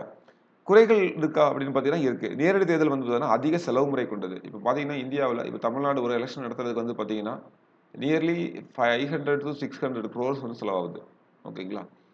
ஆக்சுவலா என்னைய கேட்டீங்கன்னா, அது வந்து ஒரு செலவு தான். ஆனா என்னைய பெர்சனலா சார் உங்களுடைய கருத்து என்னன்னு கேட்டீங்கன்னா, அப்போ நீங்க கணக்கு போடுங்களேன். ஒரு ஆளுக்கு கிட்டத்தட்ட ரூ. 90லிருந்து ரூ. 100 வரை செலவாகுது. இல்லையா? ஸோ ஒரு 500 கோடியிலிருந்து 600 கோடி செலவாகுது அப்படின்னு பார்த்தீங்கன்னா, மொத்தம் நமக்கு வந்து நியர்லி 6 கோடி ஓட்டு. அப்படிதானே? 5 லேக்ஸ் சம்திங் வந்துச்சு இந்த வாட்டி. சரி 5 கோடியே சம்திங் வந்துச்சு. ஒரு தோராயமா ஒரு 6 கோடி போடுவோம். எலக்ஷன் ஒரு 600 கோடி ரூபாய் செலவாகுதுன்னு போடுவோம். ஓகேங்களா? தேர்தல் ஆணையம் வந்து 600 கோடி ரூபாய் செலவு பண்றாங்க அப்படின்னா, நமக்கு மொத்தம் என்னதான் செலவு வருது? 6 கோடிக்கு 600 கோடி அப்படின்றப்ப, ஒரு ஆளுக்கு ரூ. 100 அப்படின்ற செலவு தான் வருது. அப்படிதானே? 90 டூ ரூ. 100 வந்து அப்படின்ற செலவு தான் வருது. ஸோ 5 வருஷத்துக்கு ஒருக்கா ஒரு குடிமகனுக்காக ரூ. 100 ஒதுக்குறது அப்படின்றது ஓகேவா? இல்லையா? என்னைய கேட்டா ஓகே தான். இல்லையா? ஸோ என்னைய கேட்டா அது வந்து ஒரு நல்லது தான். ஓகேங்களா? ஒரு ரூ. 100 வந்து பெரிய விஷயம் கிடையாது. ஸோ 5 வருஷத்துக்கு தேர்தல் வர்றது அப்படின்றது நமக்கு வந்து ஒரு நல்ல விஷயம் தான் ஆக்சுவலா. இல்லையா? ஸோ அந்த ஒரே நாடு ஒரே தேர்தலே வந்து பார்த்தீங்கன்னா, பெர்சனலா என்னோட ஒப்பீனியன் வந்து பார்த்தீங்கன்னா, அதுவுமே இப்ப வந்து ஒரு கட்சி நீங்க வந்து ஓட்டு போட்டீங்க அப்படின்னா, இப்ப வந்து ஒரே நாடு ஒரே தேர்தல் இருக்குது. ஓகே. இப்போ தேர்தல் ஓட்டு போட்டோம். மாநிலத்துக்கான ஓட்டம் முடிஞ்சு, மத்தியக்கான ஓட்டம் முடிஞ்சு 5 வருஷம் கழிச்சு தான் அடுத்தது என்னன்னு பார்ப்பாங்க. இதுவே இல்லாம ஓகேங்களா, ஒரு ஃப்ரீக்வென்ட் கேப்ல வந்து பார்த்தீங்கன்னா, தேர்தல் வருது. இப்ப நமக்கு வந்து பார்த்தீங்கன்னா, 2026ல தேர்தல் இருக்குது. அடுத்து 2029ல அடுத்த தேர்தல் இருக்குது. ஓகேங்களா? இப்போ அடுத்த 5 வருஷம் அவங்களுக்கு வந்து தைரியமா இருக்கிறதுக்கு பதிலா, அடுத்த ஒரு 3 வருஷம் தான் அவங்களால வந்து தைரியமாக்க முடியும். அப்போ அவங்க கரெக்ட்டா வந்து ஆட்சி பண்ண முடியும். அப்படித்தானே? ஏன்னா ஒரு 2 வருஷத்த பார்ப்பாங்க. அப்படி இல்லன்னா 2029ல அடுத்த தேர்தல் வரும். நாடாளுமன்ற தேர்தல் வரும். அதிலேயே அவங்கள வந்து வீக் பண்ணி விட்டுருவாங்க. அப்புறம் அவங்க வந்து சிறப்பா வந்து செயல்படணும் அப்படின்ற கட்டாயத்துல இருக்கும். கரெக்ட்டா? ஸோ 2029ல வின் பண்றவங்களுக்கு, அடுத்து நம்ம வந்து இன்னும் ஜாக்கிரதையா இருக்கணும்னு சொல்லிட்டு, அடுத்து உடனே 2031ல அடுத்த தேர்தல் வரும். ஓகேங்களா? ஸோ அதாவது தமிழ்நாட்டு சினாரியோவ பேசிட்டு இருக்கேன். இதே மாரி ஒரு 2, 3 கேப்ல வந்து இதுக்கப்புறம் வந்து இடையில வந்து என்ன வேற வருது? லோக்கல் பாடி எலக்ஷன் வேற வருது. இப்படி இது கேப்ல வர்றது ஆக்சுவலா வந்து நல்ல விஷயமா கேட்டீங்கன்னா, என்னைய பொறுத்தவரை பெர்சனலா நல்ல விஷயம். அப்பதான் அந்த கட்சிகள் வந்து பார்த்தீங்கன்னா, கொஞ்சம் ஏதாச்சும் பண்ணுவாங்க. அப்படிதானே? இல்ல கண்டுக்கவே மாட்டாங்க. அப்படியே போயிட்டு இருக்கோம். கடைசி ஒரு வருஷம் மட்டும் ஏதாவது கொஞ்சம் பண்ணிட்டு ஏமாத்திட்டு போயிருவாங்க. ஓகேங்களா? ஆனா ஆக்சுவலா வந்து பார்த்தீங்கன்னா, அதிக செலவு முறை கொண்டது அப்படின்றது ஒரு மைனஸ் தான். ஓகேவா? அதே மாரி பார்த்தீங்கன்னா, இதுல வந்து இன்னொரு விஷயம் வந்து பார்த்தீங்கன்னா, மறைமுக தேர்தல்ல படிச்சவங்க மட்டும் தான் அதாவது கொஞ்சம் அடுத்த லெவல்ல இருக்கவங்க ஓட் போடுவாங்க அப்படின்றப்ப, இங்க வந்து நெறைய எழுத்தறிவு இல்லாதவர்கள், படிப்பறிவு இல்லாதவர்கள் வந்து நேரடி தேர்தல்ல ஓட்டு போடுவாங்க. ஸோ அவங்க வந்து ஈஸியா ஏமாறதுக்கான வாய்ப்புகள் இருக்குது. ஓகேங்களா? அதே மாரி பார்த்தீங்கன்னா, நெறைய பணம் வந்து இல்லீகலா வந்து டர்ன் ஓவர் ஆவதற்கு இருக்கு. ஸோ அவங்க வாக்குகளை பெறுறதுக்கு இவங்க வந்து வேட்பாளர்கள் அவங்க செலவழிக்கிற பணம் அந்த மாதிரியான விஷயங்கள் எல்லாமே ரொம்பவே ஆ அதிகமா இருக்குது. நெறைய பிரச்சனைகள் அதனால இருக்குது இல்லையா? சில நேரங்கள்ல வன்முறை போராட்டங்கள் கூட நடக்குது. ஓகேங்களா? மறைமுக தேர்தல் வந்து பார்த்தீங்கன்னா, தேர்தல் வந்து செலவு வந்து ரொம்ப கம்மி. பெரிய நாடுகளுக்கு வந்து இது வந்து ரொம்பவே சூட்டா இருக்கும். ஓகேங்களா? ஸோ இங்கேயே வந்து பார்த்தீங்கன்னா, நமக்கு வந்து நெறைய ஊழல், லஞ்சம்லாம் அதிகமா நடக்கிறதுக்கான வாய்ப்புகள் இருக்க தான் செய்யுது. இல்லன்னு இல்ல. இப்ப இது வந்து பார்த்தீங்கன்னா, ஒரு மக்களாட்சிக்கு உகந்தது இல்ல. ஒரு ஒரு ஒரு லோ லெவல் டெமோக்ரஸிய தான் இது வந்து வெளிக்காட்டும். ஒரு குறைந்த மக்களாட்சிய தான் வந்து வெளிக்காட்டும். ஓகேங்களா? ஏன்னா பெரிய லெவல்ல வந்து பார்த்தீங்கன்னா, மக்களுடைய பயன்பாடு மக்களுடைய இது வந்து இருக்காது அப்படின்னு. மக்கள் தான் தேர்ந்தெடுத்தாங்க வச்சுப்போமே எம்.எல்.ஏஸ. அவங்க தான் குடியரசுத் தலைவர் தேர்ந்தெடுத்தாங்க அப்படின்னாலுமே, அது வந்து எக்ஸாக்ட்டான ஒரு இதா இருக்காது. அந்த டைமுக்கானது இருக்காது. இது வந்து நீங்க எப்போ ஒருக்கா தேர்ந்தெடுக்கிறீங்க, அவங்க தேர்ந்தெடுக்கிறாங்க அப்படின்ற மாரி. இப்போ ஒரு 2 வருஷம் கழிச்சு காலம் மாறி இருக்கலாம் இல்லையா? ஓகேங்களா? ஸோ நான் ஏன் வந்து குடியரசுத் தலைவர் தேர்தலுக்கு நான் ஏன் தேர்ந்தெடுத்த ஆளே எடுக்கணும் அப்படின்ற மாரி. அதனால தான் இந்தியாவுல கொஞ்சம் பெரிய லெவல்ல இல்ல, டம்மி போஸ்ட் அப்படின்றதுக்கு மட்டும் நமக்கு வந்து என்ன வச்சிருக்காங்க, இந்த மறைமுக தேர்தல் வந்து வச்சிருக்காங்க. ஓகேங்களா? ஸோ இந்தியாவுல தேர்தல் அப்படின்றது ஒரு மிகப்பெரிய பாரம்பரியம் கொண்டது. அப்படித்தானே? ஸோ எங்க இருந்து ஆரம்பிக்குது? தமிழ்நாட்டுல சோழர்கள் காலத்துல குடவோலை முறையில இருந்து நமக்கு வந்து ஸ்டார்ட் ஸ்டார்ட் பண்றாங்க. ஓகேங்களா?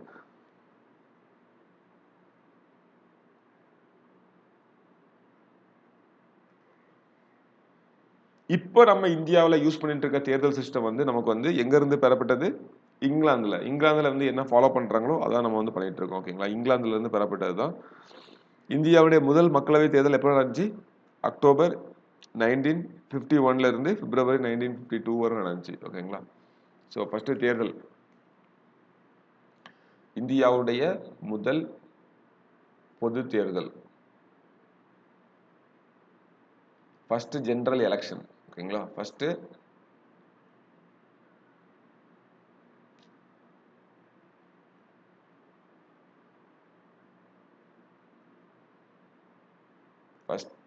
General election. ஐ திங்க் இது ஒரு வாட்டி கொஸ்டின் கேட்டாங்க, ஒரு ஸ்டேட்மெண்ட்ல கேட்டிருந்தாங்க, நோட் பண்ணிக்கோங்க. ஸோ 25 அக்டோபர்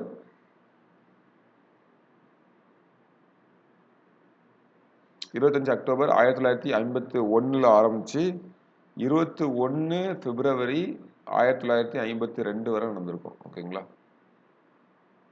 நடந்திருக்கும். ஓகே. இதுல வந்து காங்கிரஸ் வந்து பாத்தீங்கன்னா மொத்தம் நமக்கு வந்து பாத்தீங்கன்னா 489 சீட்டு. இதுல காங்கிரஸ் வந்து பாத்தீங்கன்னா 324 சீட்டு வின் பண்ணிருப்பாங்க. ஓகே. மொத்தம் 54 கட்சிகள் வந்து கலந்து கொண்டிருக்கும். எத்தனை கட்சிகள்? 54 கட்சிகள்.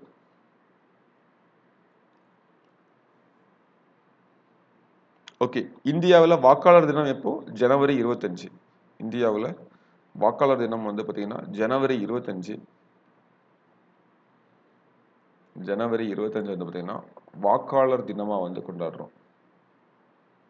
வாக்காளர் தினம். இந்த டேட்டா இதில் இல்லைன்னு நினைக்கிறேன். நோட் பண்ணிக்கோங்க. ஓகேங்களா?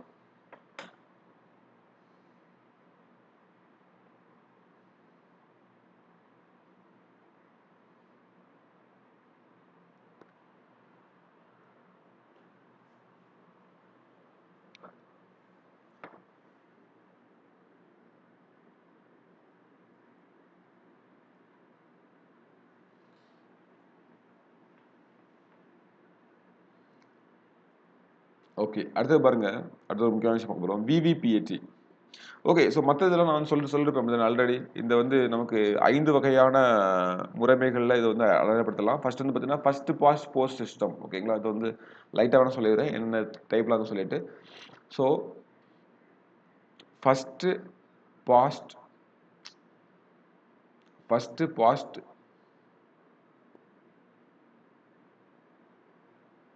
போஸ்ட் சிஸ்டம் அப்படின்னு சொல்லுவாங்க. அதாவது வந்து பார்த்தீங்கன்னா ஒரு தேர்தலில் இது ஒரு ஈஸியான வடிவம். ஒற்றை உறுப்பினர் மாவட்டங்களில் இங்கிலாந்துல எல்லா இடத்துலையும் வந்து இதான் யூஸ் பண்ணுறாங்க. ஓகேங்களா? அதாவது ஒரு வேட்பாளர் செல்லத்தக்க வாக்குகளில் பிற வேட்பாளர்களை விட அதிக வாக்குகள் பெற்றுட்டாரு அப்படின்னாலே நம்ம வந்து பார்த்தீங்கன்னா அவர் தான் வின்னு அப்படின்றது. ஓகேங்களா?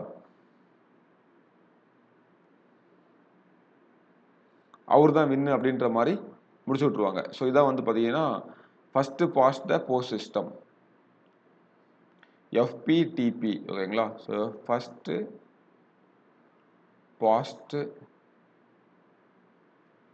த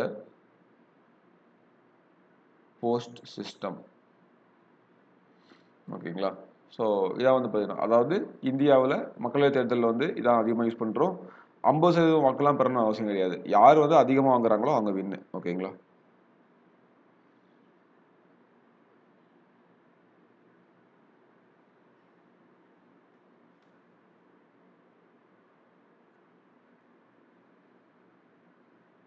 ஓகே. ஸோ இப்போ பாருங்க விவிபிஏடி. விவிபிஏடி என்னது கேள்விப்பட்டிருக்கீங்களா? ஸோ ரீசெண்ட் டைம்ஸ் வந்து நம்ம கேள்விப்பட்டிருப்போம். ஐ திங்க் வந்து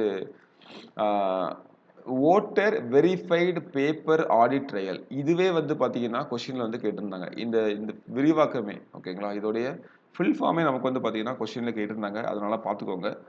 ஓட்டர் வெரிஃபையபிள் ஆடிட் ட்ரையல். ஓகேங்களா? ஓட்டர் வெரிஃபையபிள் ஆடிட் ட்ரையல் அப்படின்றது தான் விவிபிஏடி. இது வேற ஒன்றும் இல்லை. Voter verified paper audit trail. So பி விட்டர் இல்லையா? Voter verified paper audit trail. So இது வந்து பார்த்தீங்கன்னா வேற ஒன்றும் இல்லை. தேர்தலில் வந்து ஒரு நம்பகத்தன்மையை வந்து பண்ணுறதுக்காகவும் வெளிப்படைத்தன்மையை வந்து பண்ணுறதுக்காகவும் கொண்டு வரப்பட்டது தான் இது. இதில் என்ன நடக்கும் அப்படின்னு பார்த்தீங்கன்னா ஜஸ்ட் வந்து ஓட்டு போடுறோம். போட்டோன்னா நம்ம வந்து யாருக்கு போட்டோம் அப்படின்றது. ஓகேங்களா? இப்போ நம்ம வந்து இவிஎம் மிஷினில் போடுறோம் இல்லையா? ஸோ போட்டோம்னா யாருக்கு வந்து நம்ம வந்து ஓட்டு பண்ணணும் அப்படின்றத வெளியே காட்டுறதுக்காக பண்ணப்பட்ட ஒன்று தான் பார்த்தீங்கன்னா இந்த விவிபிஏடி அப்படின்றது. ஓகேங்களா? ஸோ அது வந்து ரீசெண்டாக தான் இன்ட்ரடியூஸ் பண்ணிருப்பாங்க. நமக்கு 2014 இருந்து நமக்கு வந்து இதை வந்து அறிமுகப்படுத்திருக்காங்க. ஸோ 2014 இருந்து இது நம்ம வந்து ஃபாலோ பண்ணிட்டு வந்துட்டு இருக்கோம். ஓகேங்களா? ஸோ இதுல வந்து இந்த ஒரு இதையும் கேட்கலாம். எத்தனை வினாடிகள் வந்து தெரியும் நமக்கு வந்து 7 செகண்ட் வரை நமக்கு இதுல வந்து தெரியும். ஓகேங்களா? நம்ம வந்து பார்த்தீங்கன்னா ஒன்ஸ் நம்ம கிளிக் பண்ணோம் அப்படின்னு பார்த்தீங்கன்னா யாருக்கு ஓட்டு போட்டோம் அப்படின்றது 7 செகண்ட் வரை அந்த ஸ்க்ரீன்ல தெரியும். அந்த சின்னம் மட்டும் காட்டிட்டு போகும். ஓகேங்களா? எந்த சின்னத்துக்கு ஓட்டு போடணும்னு காட்டிட்டு போகும்.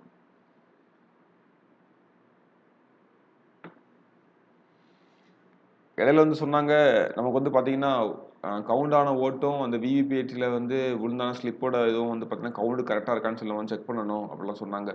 அது ஒரு தேவையில்லாத ஒரு இதுன்னு சொல்லிட்டு நிராகரிச்சிட்டாங்க. அது வந்து ஒர்ஸ்ட் கேஸில் வந்து மட்டும் நம்ம வந்து பண்ணிக்கலாம் அப்படின்ற மாதிரி நிராகரிச்சிருப்பாங்க. ஓகேங்களா? அப்புறம் பாருங்க நோட்டா அப்படின்ற ஒரு கான்செப்ட். நோட்டானா என்ன?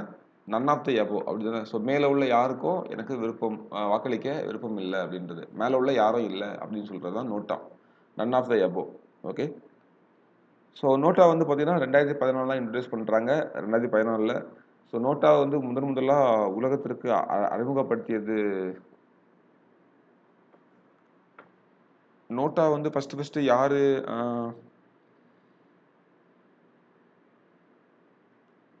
இந்தியா வந்து 14 ஆண்டு. ஓகேங்களா? ஃபர்ஸ்ட் வந்து பிரான்ஸ் நினைக்கிறேன். நான் செக் பண்ணி சொல்றேன். அது கூட ஒரு வாட்டி கொஸ்டின்ல கேட்டிருந்தாங்க.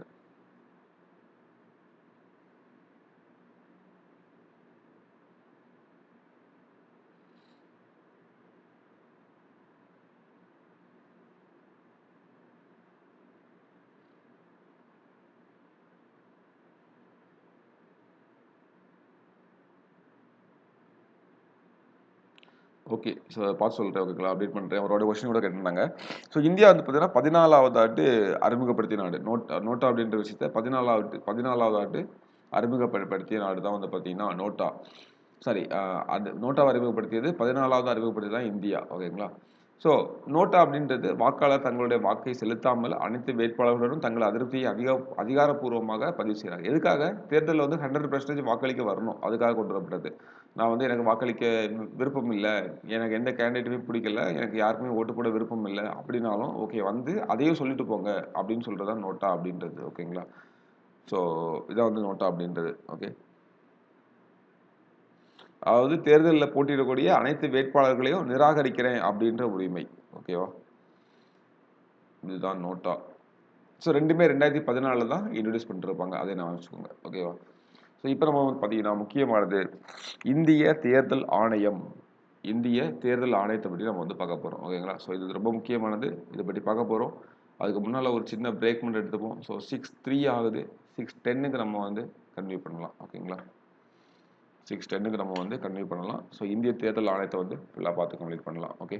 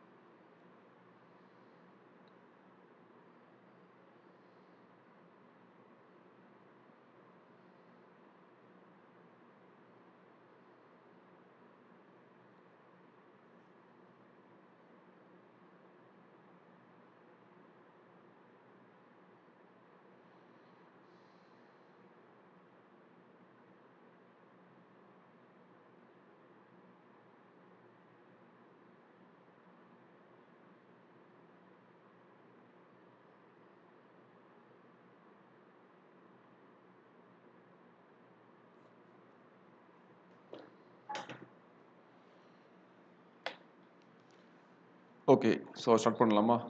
ஸோ தேர்தல் ஆணையம் அடுத்தது. ஓகேங்களா? ஸோ தேர்தல் ஆணையம் அப்படின்றது நமக்கு வந்து பார்ட் 15 ஆஃப் த கான்ஸ்டியூஷன்ல ஆர்டிகல் 324லேருந்து 329 வரை சொல்லியிருப்பாங்க. ஓகேங்களா? இது ஒரு பகுதியளவு நீதி வழங்கும் அமைப்பாக செயல்படுது. சுதந்திரமான, நிரந்தரமான ஒரு அமைப்பு. ஓகேங்களா? சுதந்திரமான, நிரந்தரமான ஒரு அமைப்பு. பகுதியளவு நீதி வழங்கும் அப்படின்னா, ஸோ வந்து சில விஷயங்கள் தண்டனை கொடுக்கறதுக்கும் அதிகாரம் இருக்குது. ஸோ இப்போ இந்த இந்திய தேர்தல் ஆணையம் யாருக்கான தேர்தல்களும் நடத்துறாங்க? பாராளுமன்றம், மாநில சட்டமன்றம், குடியரசுத் தலைவர், ஓகே, துணை குடியரசுத் தலைவர் இவங்களுடைய தேர்தல் சம்பந்தமா எல்லாத்தையும் நடத்துறாங்க. அந்த தேர்தலுக்கான தொடர்பான வாக்காளர் பட்டியல் தயாரிக்கிறது, அதே மாதிரி பார்த்தீங்கன்னா தேர்தல் நடத்தக்கூடிய தேர்தலை வந்து நடத்துறது, தேர்தல் வாக்காளர் பட்டியல் தயாரிக்கிறது, தேர்தல் நடத்துறதுக்கு வழிகாட்டியா இருக்கிறது, ஓகேங்களா, அதை கட்டுப்படுத்துறது எல்லாமே இவங்க தான். ஓகே, இங்க வந்து பார்த்தீங்கன்னா தலைமை தேர்தல் ஆணையர் மற்றும் பிற தேர்தல் ஆணையர்கள் இருப்பாங்க. அவங்க வந்து யார் நியமிக்கிறாங்க? குடியரசுத் தலைவர் தான் வந்து பார்த்தீங்கன்னா அவங்கள நியமிப்பாங்க. ஓகேங்களா?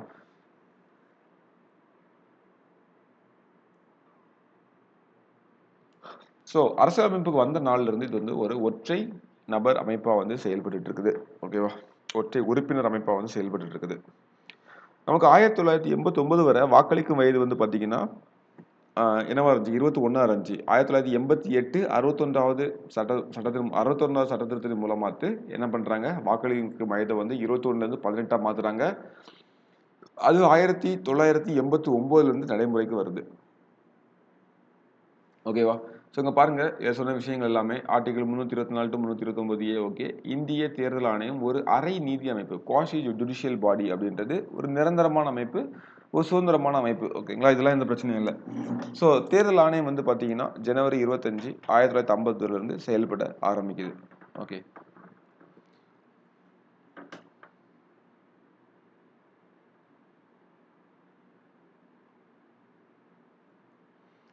இந்த ஆர்டிகிள வந்து பார்த்தீங்கன்னா, நம்ம வந்து பின்னாடி பார்க்கலாம். இப்போ நமக்கு வந்து பார்த்தீங்கன்னா, இதோட காம்போசிஷன்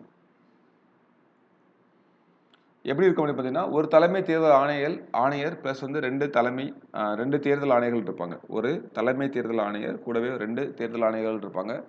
ஸோ 3 உறுப்பினர்களுக்கும் சம அதிகாரம் தான் வழங்கப்பட்டிருக்கும். ஓகேங்களா? அந்த 3 பேருக்கும் அனைவருக்குமே சம அதிகாரம் தான் வழங்கப்பட்டிருக்கும். டெசிஷன் எடுக்கிறது எல்லாமே. மே வேறுபட்ட கருத்துக்கள் எழும்போது தான் பார்த்தீங்கன்னா, பெரும்பான்மை முடிவு. ஓகேங்களா? ஸோ 2 பேரும் வந்து ஒண்ணு சொல்றாங்க. ஒருத்தர் இன்னொன்னு சொல்றாரு. 2 கருத்தும் ஒத்துப்போகல அப்படின்னா, பெரும்பான்மை எது? 2 பேர் வந்து எத சொல்றாங்க? அதான் வந்து அந்த கருத்து தான் வந்து ஃபைனல் அப்படின்ற மாரி. ஸோ சம்பளம் மற்றும் இதர வகைகள் எல்லாமே உச்சநீதிமன்ற நீதிபதிக்கு நிகரானது. ஓகேங்களா? உச்சநீதிமன்ற நீதிபதிக்கு நிகரா இருக்கும். அதே மாரி அவங்களுடைய பதவி காலம் 6 ஆண்டுகள் அல்லது 65. எது முன்னாடி வருதோ அதான். ஓகேங்களா? ஸோ இப்போ வந்து 55 வயசுல வந்து பதவிக்கு வந்துட்டாங்க அப்படின்னா 6 ஆண்டுகள். 61 வயசுல ரிட்டயர்டு. ஒருவேளை வந்து பார்த்தீங்கன்னா, 63 வயசுல உள்ள வராங்கன்னு வச்சுக்கோங்களேன். எனக்கு 6 வருஷம் பதவி காலம் இருக்குன்னு சொல்ல முடியாது. 65 வயசு இருந்தோன்னா அவங்க வந்து ரிட்டயர்ட் ஆயிருவாங்க. ஓகேங்களா? 6 ஆண்டுகள் அல்லது 65 வயது வரை. உச்சநீதிமன்ற தலைமை நீதிபதியை பதவி நீக்கம் செய்வது போலலாம் இவங்கள பதவி நீக்கம் செய்ய முடியும்.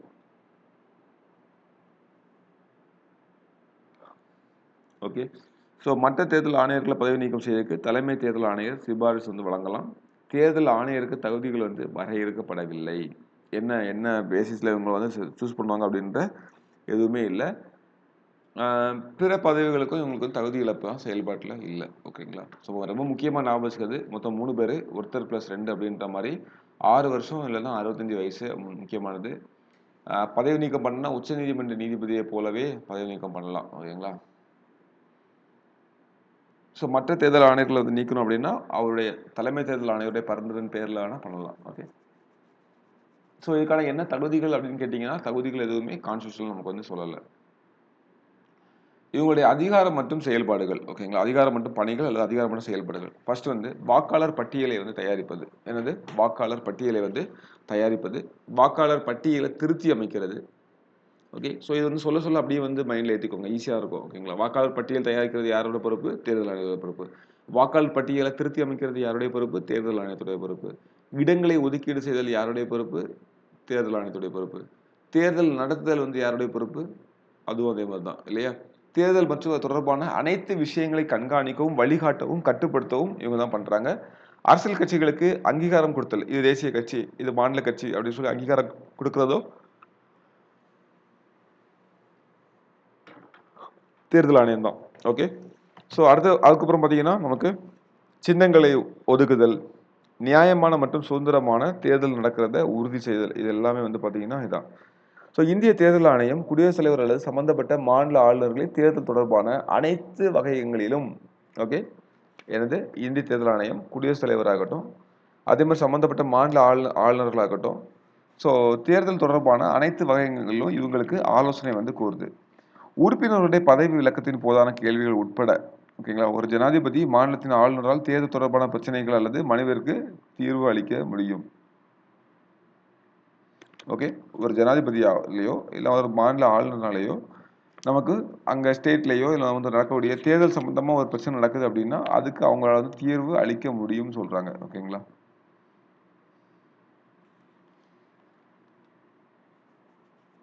அதே மாதிரி பார்த்தீங்களா, போட்டியாளர்கள் வந்து பார்த்தீங்கன்னா ஒரு உச்ச வரம்பு இருக்குது, இவ்வளவுதான் பணம் செலவணுன்ற ரூல் இருக்கு. ஓகேங்களா, அதுக்குள்ள செலவு பண்ண முடியும். அதே மாதிரி போட்டியாளர்களுடைய சொத்துக்கள் அவங்க வந்து அஃபிடாவிட் தாக்கல் பண்ணணும். அவங்க மேலே என்னென்ன குற்றவியல் வழக்கு இருக்குது, என்னென்ன வழக்குகள் இருக்குது, அவங்க சொத்து மதிப்பு என்ன, ஓகேங்களா, எல்லாமே டீட்டெயிலாக வந்து ஷேர் பண்ணணும். ஓகேங்களா.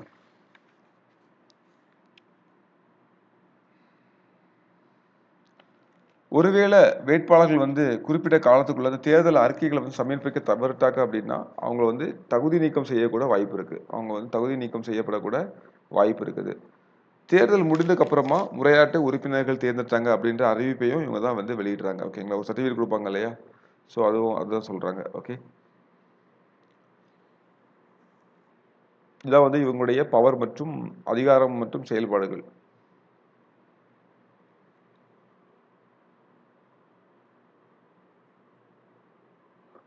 நம்ம இப்ப தற்போது தலைமை தேர்தல் ஆணையர் யாரு? ஞானேஷ்குமார். ஓகேங்களா. ஓகே, இப்ப பாருங்க, இதுல இன்னொரு விஷயம், தமிழ்நாடு மாநில தேர்தல் ஆணையம். ஓகேங்களா, தமிழ்நாட்டினுடைய சுதந்திரமான அரசியலமைப்பு சார்ந்த சட்டப்பூர்வமான அமைப்பு. தமிழ்நாடு மாநில தேர்தல் ஆணையம் எந்த அமெண்ட்மெண்ட் மூலமா அமைச்சிருப்பாங்க? தமிழ்நாடு தலைமை தேர்தல் ஆணையம்.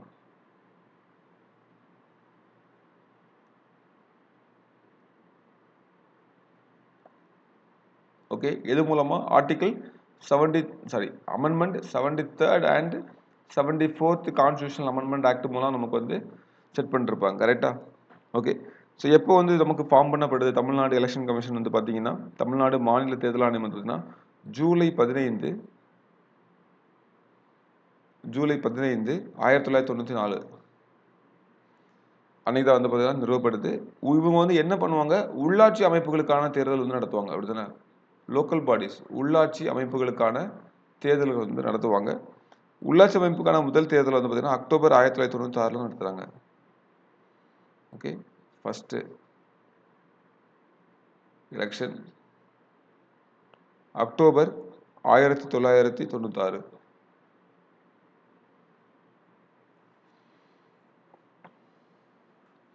ஓகே, ஸோ இப்போ தேர்தல் நடத்துகிற அதிகாரிகள் பற்றி பார்க்க போகிறோம். யார் பற்றி பார்க்க போகிறோம்? தேர்தல் நடத்துகிற அதிகாரிகள் பற்றி பார்க்க போகிறோம். ஓகேங்களா. ஸோ தமிழ்நாடு ரிலேட்டடாக ஒரு முக்கியமானது, ஜஸ்ட் நான் வச்சுக்கோங்க, நம்ம ஆல்ரெடி லைட்டாக பார்த்தது தான், புதுசாக ஒன்றும் இல்லை.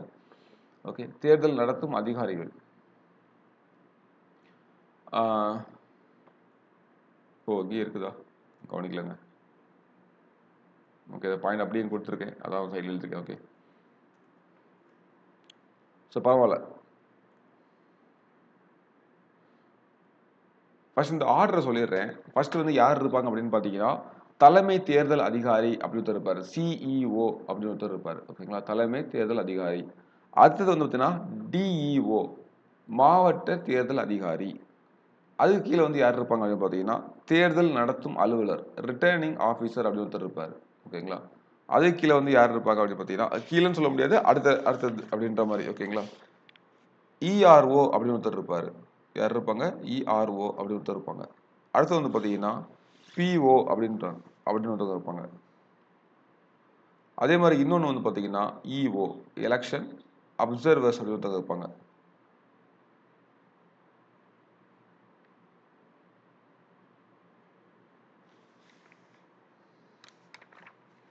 ஓகேவா? ஸோ இப்போ நம்ம வந்து ஒவ்வொருத்தரையாக பார்க்க போகிறோம். ஃபர்ஸ்ட் பாருங்க, தலைமை தேர்தல் அதிகாரி. சிஇஓ அப்படின்றது மாநில மற்றும் ஒன்றிய பிரதேசத்தினுடைய தேர்தல் பணிகளை மேற்பார்வை செய்வது தான் சிஇஓ அப்படின்றது. ஓகேங்களா? மாநில மற்றும் ஒன்றியத்தினுடைய தேர்தல் வந்து மேற்பார்வை செய்கிறவர் தான்.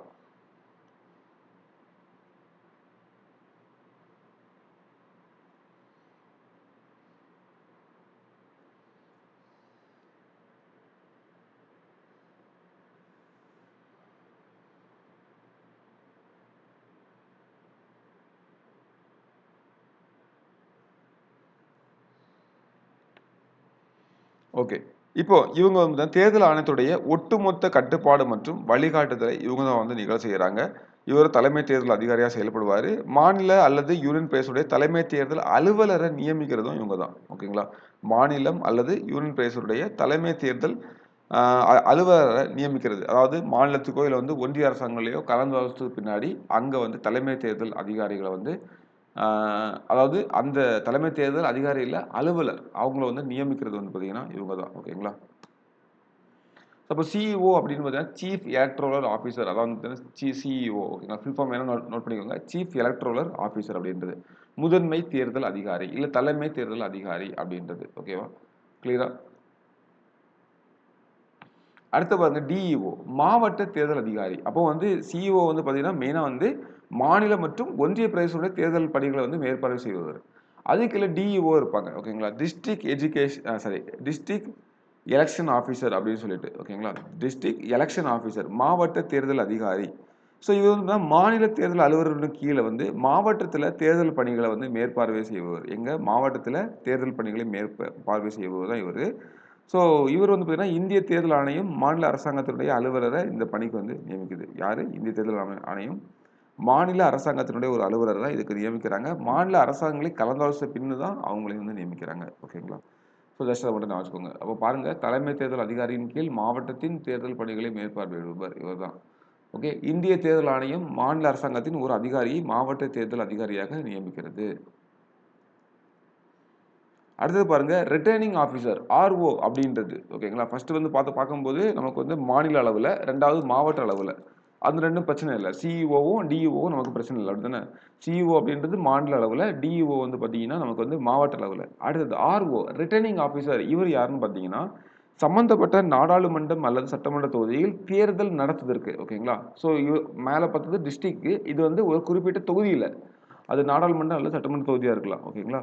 ஸோ அப்போ தேர்தல் நடத்தும் அதிகாரின்னு சொல்லுவாங்க. ஒரு குறிப்பிட்ட நாடாளுமன்ற அல்லது சட்டமன்ற தொகுதியில தேர்தல் நடத்தக்கூடிய பொறுப்பு வந்து இவருக்கு இருக்கு. ஓகேங்களா? இந்திய தேர்தல் ஆணையம் மாநில அரசாங்கத்துடைய அலுவலரை அல்லது உள்ளாட்சி அதிகாரிய இந்த பணிக்கு வந்து நியமிப்பாங்க. ஓகே. மாநில அரசாங்கத்துல இருந்து தான் யாராவது கூப்பிட்டு இந்த பணிக்கு வந்து நியமிப்பாங்க. ஓகேங்களா? அப்போ இவர் வந்து ரிட்டர்னிங் ஆஃபீஸர். இவர் வந்து பார்த்தீங்கன்னா ஒரு தொகுதி வந்து அவர் கண்ட்ரோல்ல வரும். ஓகேங்களா? அடுத்து பாருங்க இஆர்ஓ.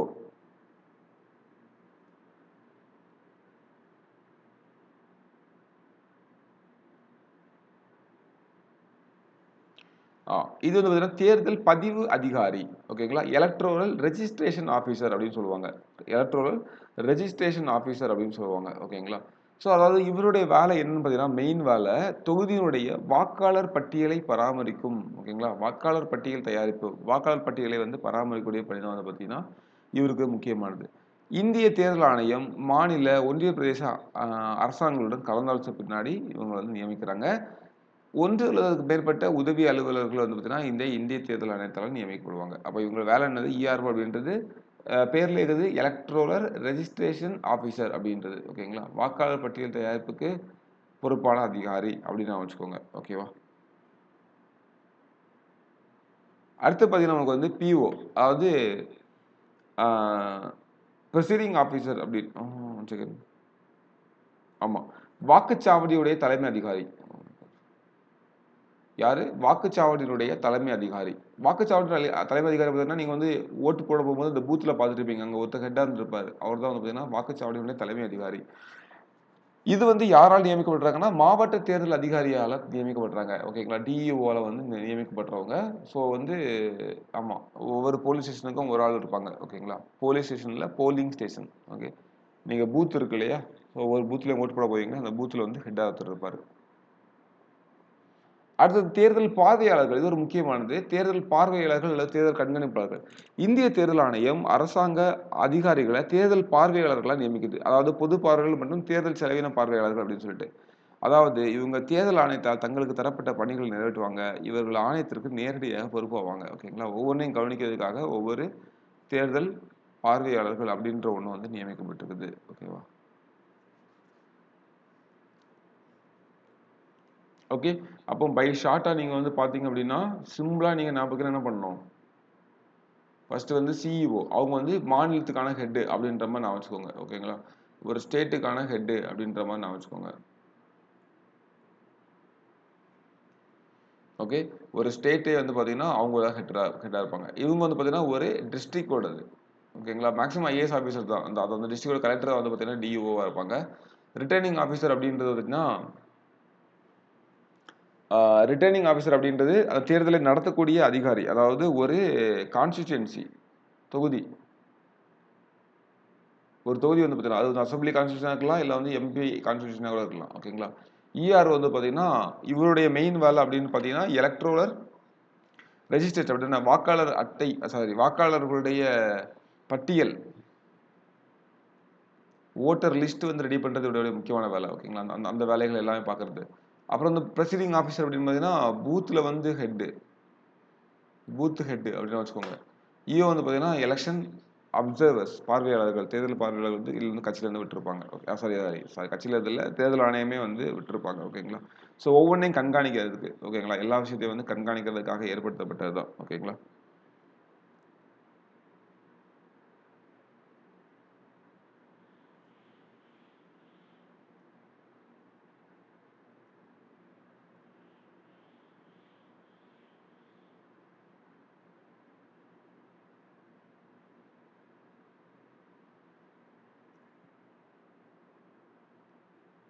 ஓகே. இந்த தேர்தல் பார்வையாளர்கள், எலக்ஷன் அப்சர்வர்ஸ் வந்து என்ன பண்றாங்க அப்படின்னு பார்த்தீங்கன்னா, தேர்தல் வந்து சுதந்திரமாகவும், நியாயமாகவும் நடக்கிறதா அப்படின்றத கண்காணிக்கிறது இவங்களுடைய வேலை. ஓகேங்களா?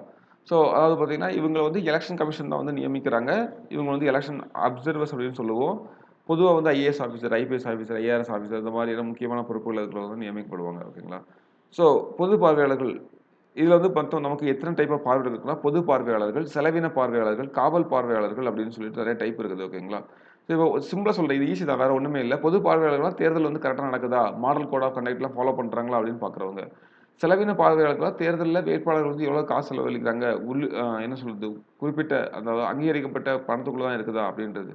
போலீஸ் ஆஃபீசர் காவல் பார்வையாளர்கள் பார்த்தீங்கன்னா, சட்டம் ஒழுங்கு வந்து நிலைநாட்டுறவங்க. அந்த அன்னைக்கு வந்து எங்கேயும் ஒவ்வொரு பூத்லயும் ஒரு 2 போலீஸ் போட்டிருப்பாங்க.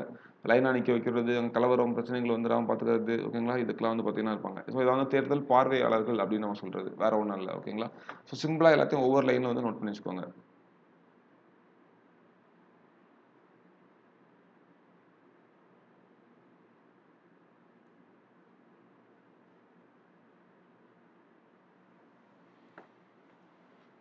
ஓகே. ஸோ அப்ப பார்த்தீங்கன்னா, அங்க வந்து தேர்தல் அதிகாரி, ஒரு தலைமை தேர்தல் அதிகாரி மற்றும் 2 தேர்தல் அதிகாரிகள் இருப்பாங்க. பிரசிடென்ட் தான் வந்து நியமனம் பண்ணுவாங்க. ஓகேங்களா? ஸோ தேர்தல்களின் ஒட்டுமொத்த மேற்பார்வை இவங்க தான் பண்ணுவாங்க. கரெக்ட்டா? அப்புறம் வந்து சிஇஓ இருப்பாங்க கீழ. எலெக்ஷன் கமிஷன் நியமிக்கிறாங்க. ஒவ்வொரு ஸ்டேட்டையோ, யூனியன் டெரிட்டரியோ பார்த்துப்பாங்க. அப்புறம் டிஇஓ இருப்பாங்க. நமக்கு சொன்ன மாரி. அவங்க வந்து மாவட்ட தேர்தல் பணி மேற்பார்வை பண்றது. அப்புறம் தேர்தல் நடத்தும் அதிகாரி. ஆர்ஓ தொகுதியில தேர்தல் நடத்துறது உங்களுடைய வேலை. தேர்தல் பதிவு அதிகாரி. ஓகேங்களா? வாக்காளர் பட்டியல் சரிபார்ப்பு. ஓகே. தலைமை அதிகாரி அப்படின்றது ஒரு பூத்ல. ஓகேங்களா? ஒரு பூத் லெவல்ல வாக்குச்சாவடியில் வாக்கெடுப்பு நடத்துதல் எல்லாமே உங்க கண்ட்ரோல். தேர்தல் கண்காணிப்பாளர்கள். ஓகேங்களா? ஏதோ தேர்தல் செயல்முறையை வந்து கண்காணிக்கிறதுக்காக அமைக்கப்படும் அமைக்கப்படுறவங்க. ஓகேங்களா? ஸோ இதான் வந்து பார்த்தீங்கன்னா, நமக்கு வந்து on the whole election commission. Okay.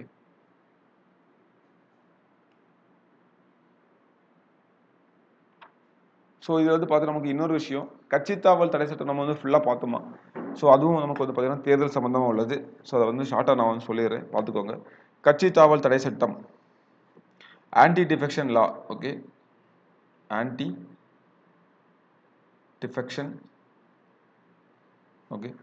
So கட்சித்தாவல் தடை.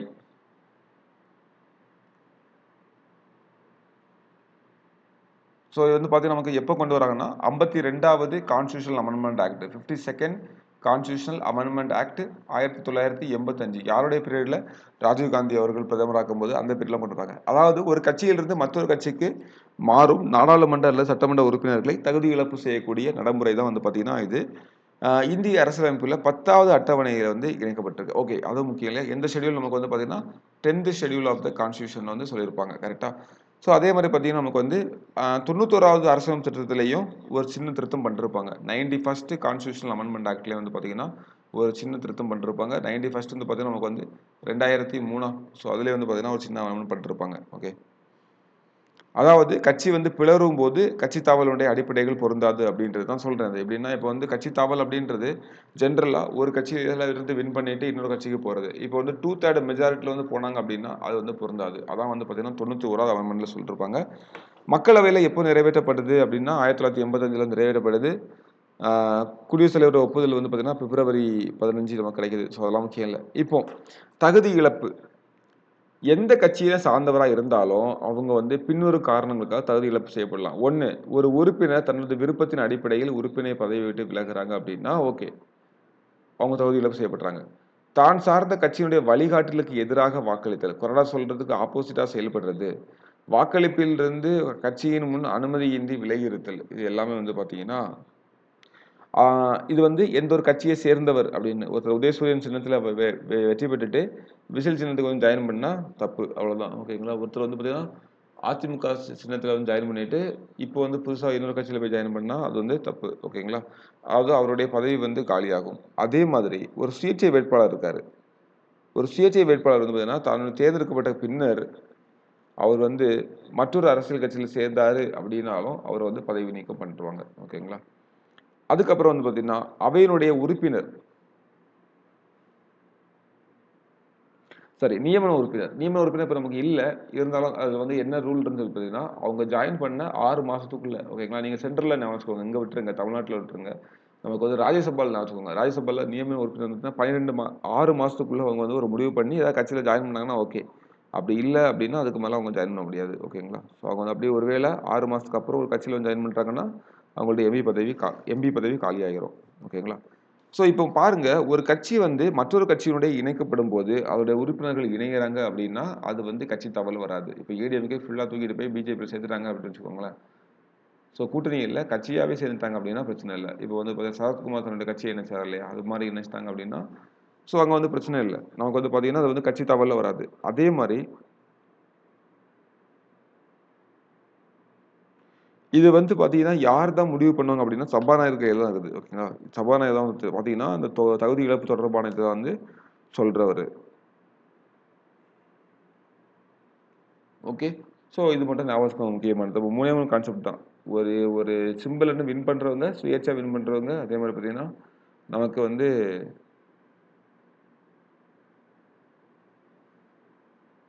ஆ நியமன உறுப்பினர்கள். இந்த 3 பேருக்கு தான். இந்த 3 பேருக்கும் என்னென்ன அப்ளை ஆகும் அப்டின்றத பார்த்துக்கோங்க. 91 கான்ஸ்டிடியூஷன் அமெண்ட்மென்ட்ல வந்து பார்த்தீங்கன்னா, ஒரு கட்சி வந்து பார்த்தீங்கன்னா, ஃபுல்லாவே அப்டி போய் இன்னொரு கட்சியோட ஜாயிண்ட் ஆகுதுனாலோ, இல்ல 2/3 ஆஃப் த மெம்பர் வந்து பார்த்தீங்கன்னா, கலந்து போய் இன்னொரு கட்சியில ஜாயிண்ட் ஆகுறனாலோ, அது வந்து கட்சி தாவல்ல வந்து வராது.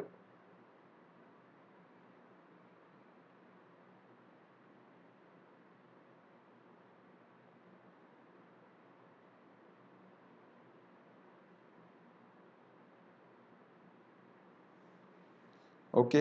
ஸோ அப்ப இதே வந்து ஞாபகம் வச்சுக்கோங்க.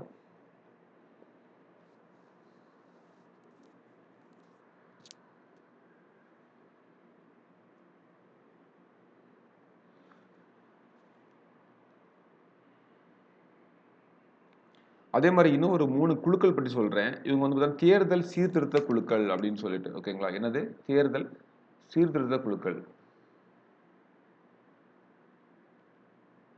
தேர்தல் சீர்திருத்த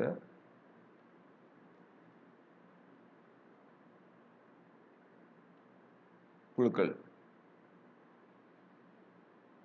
ஓகேவா? ஸோ ஒண்ணு வந்து பார்த்தீங்கன்னா, நாராயணன் குழு அல்லது டார்குண்டே குழு.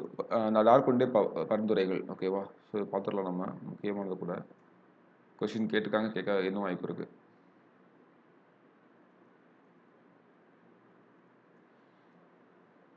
ஸோ 1 நாராயண் குழு, நாராயண் குழு அல்லது டார்குண்டே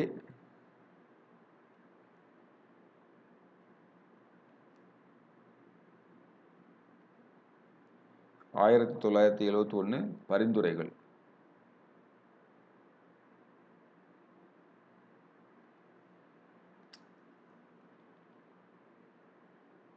ஃபர்ஸ்ட் ஒரு 3 குழு இருக்கு, அதை சொல்லிட்டு நான் வந்து அது என்னன்னு சொல்லிட்டு எக்ஸ்பிளைன் பண்ணுறேன். ஓகேவா? ஸோ அதை நம்ம வந்து முடிச்சுக்கலாம்.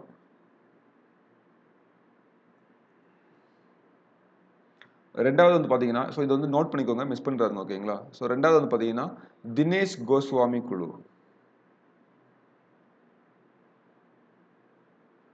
தினேஷ் கோஸ்வாமி. ஆக்சுவலாக வந்து பார்த்தீங்கன்னா சில இடத்துல ஜோஸ்வாமின்னு போட்டிருப்பாங்க. ஓகேங்களா? அது ப்ரொனன்சியேஷனில் அது கூட ஓகே தான். ஸோ 1990. ஓகேங்களா? தினேஷ் கோஸ்வாமி குழு.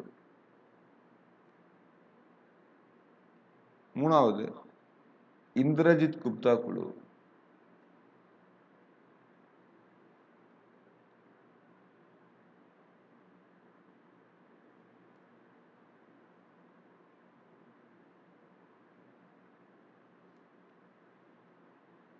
ஓகேவா? இந்திரஜித் குப்தா குழு 1998.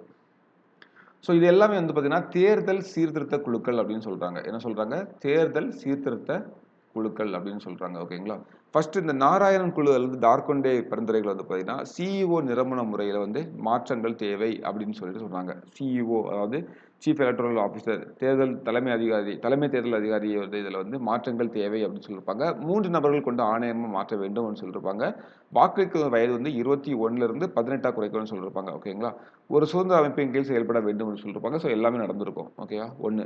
அடுத்தது தினேஷ் கோஸ்வாமி குழு வந்து பார்த்தீங்கன்னா மறு தேர்தல் நடத்த ஆர்ஓ அறிக்கை மட்டும் போதாது, புலனாய்வு நிறுவன அறிக்கையும் தேவை. ஓகேங்களா? வெறுமனே ரிட்டர்னிங் ஆஃபீஸர் கொடுக்க மட்டும் போதாது, நமக்கு புலனாய்வு இதுவும் தேவை அப்படின்னு சொல்லியிருப்பாங்க ஒரு ரீஎலெக்ஷன் நடத்துறதுக்கு.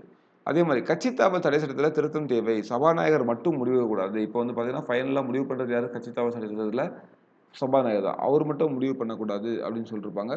ஒரு வேட்பாளர் வந்து 2 தொகுதிகளுக்கு மேலே நிற்கக்கூடாது அப்படின்னு சொல்லியிருப்பாங்க. ஓகேங்களா? முன்னாடி 4 தொகுதிலாம் இருந்துச்சு. இப்போ வந்து அதிகபட்சம் 2 தொகுதிகள் அதுக்கு மேலே நிற்கக்கூடாது அப்படின்னு சொல்லியிருப்பாரு இந்த தினேஷ் கோஸ்வாமி குழு. ஓகேங்களா? முக்கியமானது அப்படிதானே. இந்திரஜித் குப்தா குழு. இந்திரஜித் குப்தா குழு அப்படின்னு பார்த்தீங்கன்னா வேற ஒன்றும் இல்லை, அரசினுடைய நிதி உதவியுடனான தேர்தல்கள் கொடுத்தது. ஓகேங்களா? ஸோ அதாவது தனி தேர்தல் நிதியாக மத்திய அரசினுடைய சார்பாக ரூபாய் 600 கோடி பங்களிப்பினை பாதுகாக்க பங்களிப்பினை மேற்கொள்ள இது வந்து பரிந்துரை செய்யுது. ஓகேங்களா? 600 கோடி ரூபாய் செலவழிச்சுக்கலாம், அதுக்குள்ள எல்லாம் பண்ணி முடியுன்ற மாதிரி பண்றது தான் வந்து ஓகேங்களா? ஸோ இதான் வந்து இந்திரஜித் குப்தா குழு. ஓகே. ஸோ இந்த 3 குழுக்களை வந்து ஜஸ்ட் இந்த இயரோட சேர்த்து ஞாபகம் வச்சுக்கோங்க. அந்த அளவுக்கு இது வந்து ஞாபகம் வச்சாலே போதுமானது. ஓகேங்களா? ஸோ அப்போ வந்து ஜஸ்ட் ரிவைஸ் பண்ணுறேன். ஃபர்ஸ்ட் உள்ளது உங்களுக்கு வந்து ஈஸி ஞாபகம் இருக்கும். எல்லாமே வந்து பார்த்தீங்கன்னா சிஇஓ நியமன முறையில் மாற்றம் தேவை. ஏஜ் வந்து 21லேருந்து 18 வந்து குறைச்சிருக்கணும். இது வந்து நாராயண் குழு சொல்கிறேன். அதே மாதிரி பார்த்தீங்கன்னா 3 நபர்கள் கொண்ட ஆணையமாக செயல்படும். இதெல்லாம் 1971 சொல்லியிருப்பாரு முன்னாடியே. ஓகேங்களா? அடுத்த பக்கம் தினேஷ் கோஸ்வாமி வந்து மெயினானது பார்த்தீங்கன்னா வேட்பாளர்கள் 2 தொகுதிக்கு மேலே நிற்க முடியாது, கட்சி தாவல் தடை சட்டத்தில் சபாநாயகர்கள் மட்டுமே முடிவெடுக்கணும் அப்படின்றது கிடையாது, அதை வந்து மாற்றணும் அப்படின்னு சொல்லியிருப்பாரு. அதுக்கப்புறம் பார்த்தீங்கன்னா நமக்கு வந்து இந்திரஜித் குப்தா வந்து பார்த்தீங்கன்னா இந்த தேர்தல்களுக்காக செலவழிக்கிற நிதி உதவி சம்மந்தமாகப்பட்டது. ஓகேங்களா? ஸோ அந்த வகையில் மட்டும் ஞாபகம் போதுமானது. ஓகேங்களா? ஸோ இதான் மொத்தமாக நமக்கு வந்து பார்த்தீங்கன்னா எலெக்ஷன் அண்ட் எலெக்ஷன் கமிஷன் அப்படின்ற டாபிக் ஃபுல்லாகவே. ஓகே. ஸோ இதில் வந்து பார்த்தீங்கன்னா சில முக்கியமான கரண்ட் அஃபேர்ஸ் இருக்குது, சும்மா ரீட் பண்ணிக்கோங்க. கொஞ்சம் பழைய கரண்ட் அஃபேர்ஸ் கூட மிக்ஸ் ஆகி தான் இருக்குது.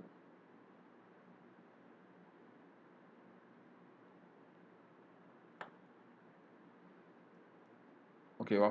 ஸோ அடுத்து நமக்கு வந்து பார்த்தீங்கன்னா லஞ்சம் மற்றும் லஞ்ச ஒழிப்புகள் அப்படின்றது. ஸோ அதை வந்து நெக்ஸ்ட் கிளாஸில் பார்க்கலாம். ஓகேங்களா?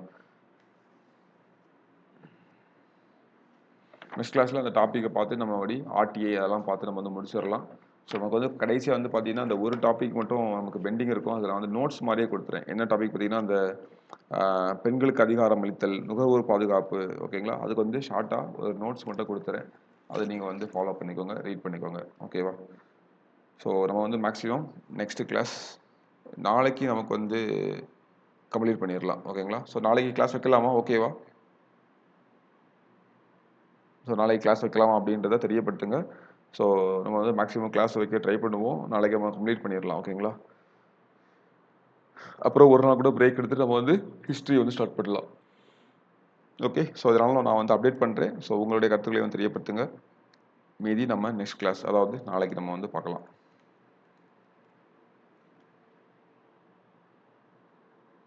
Okay, so thank you.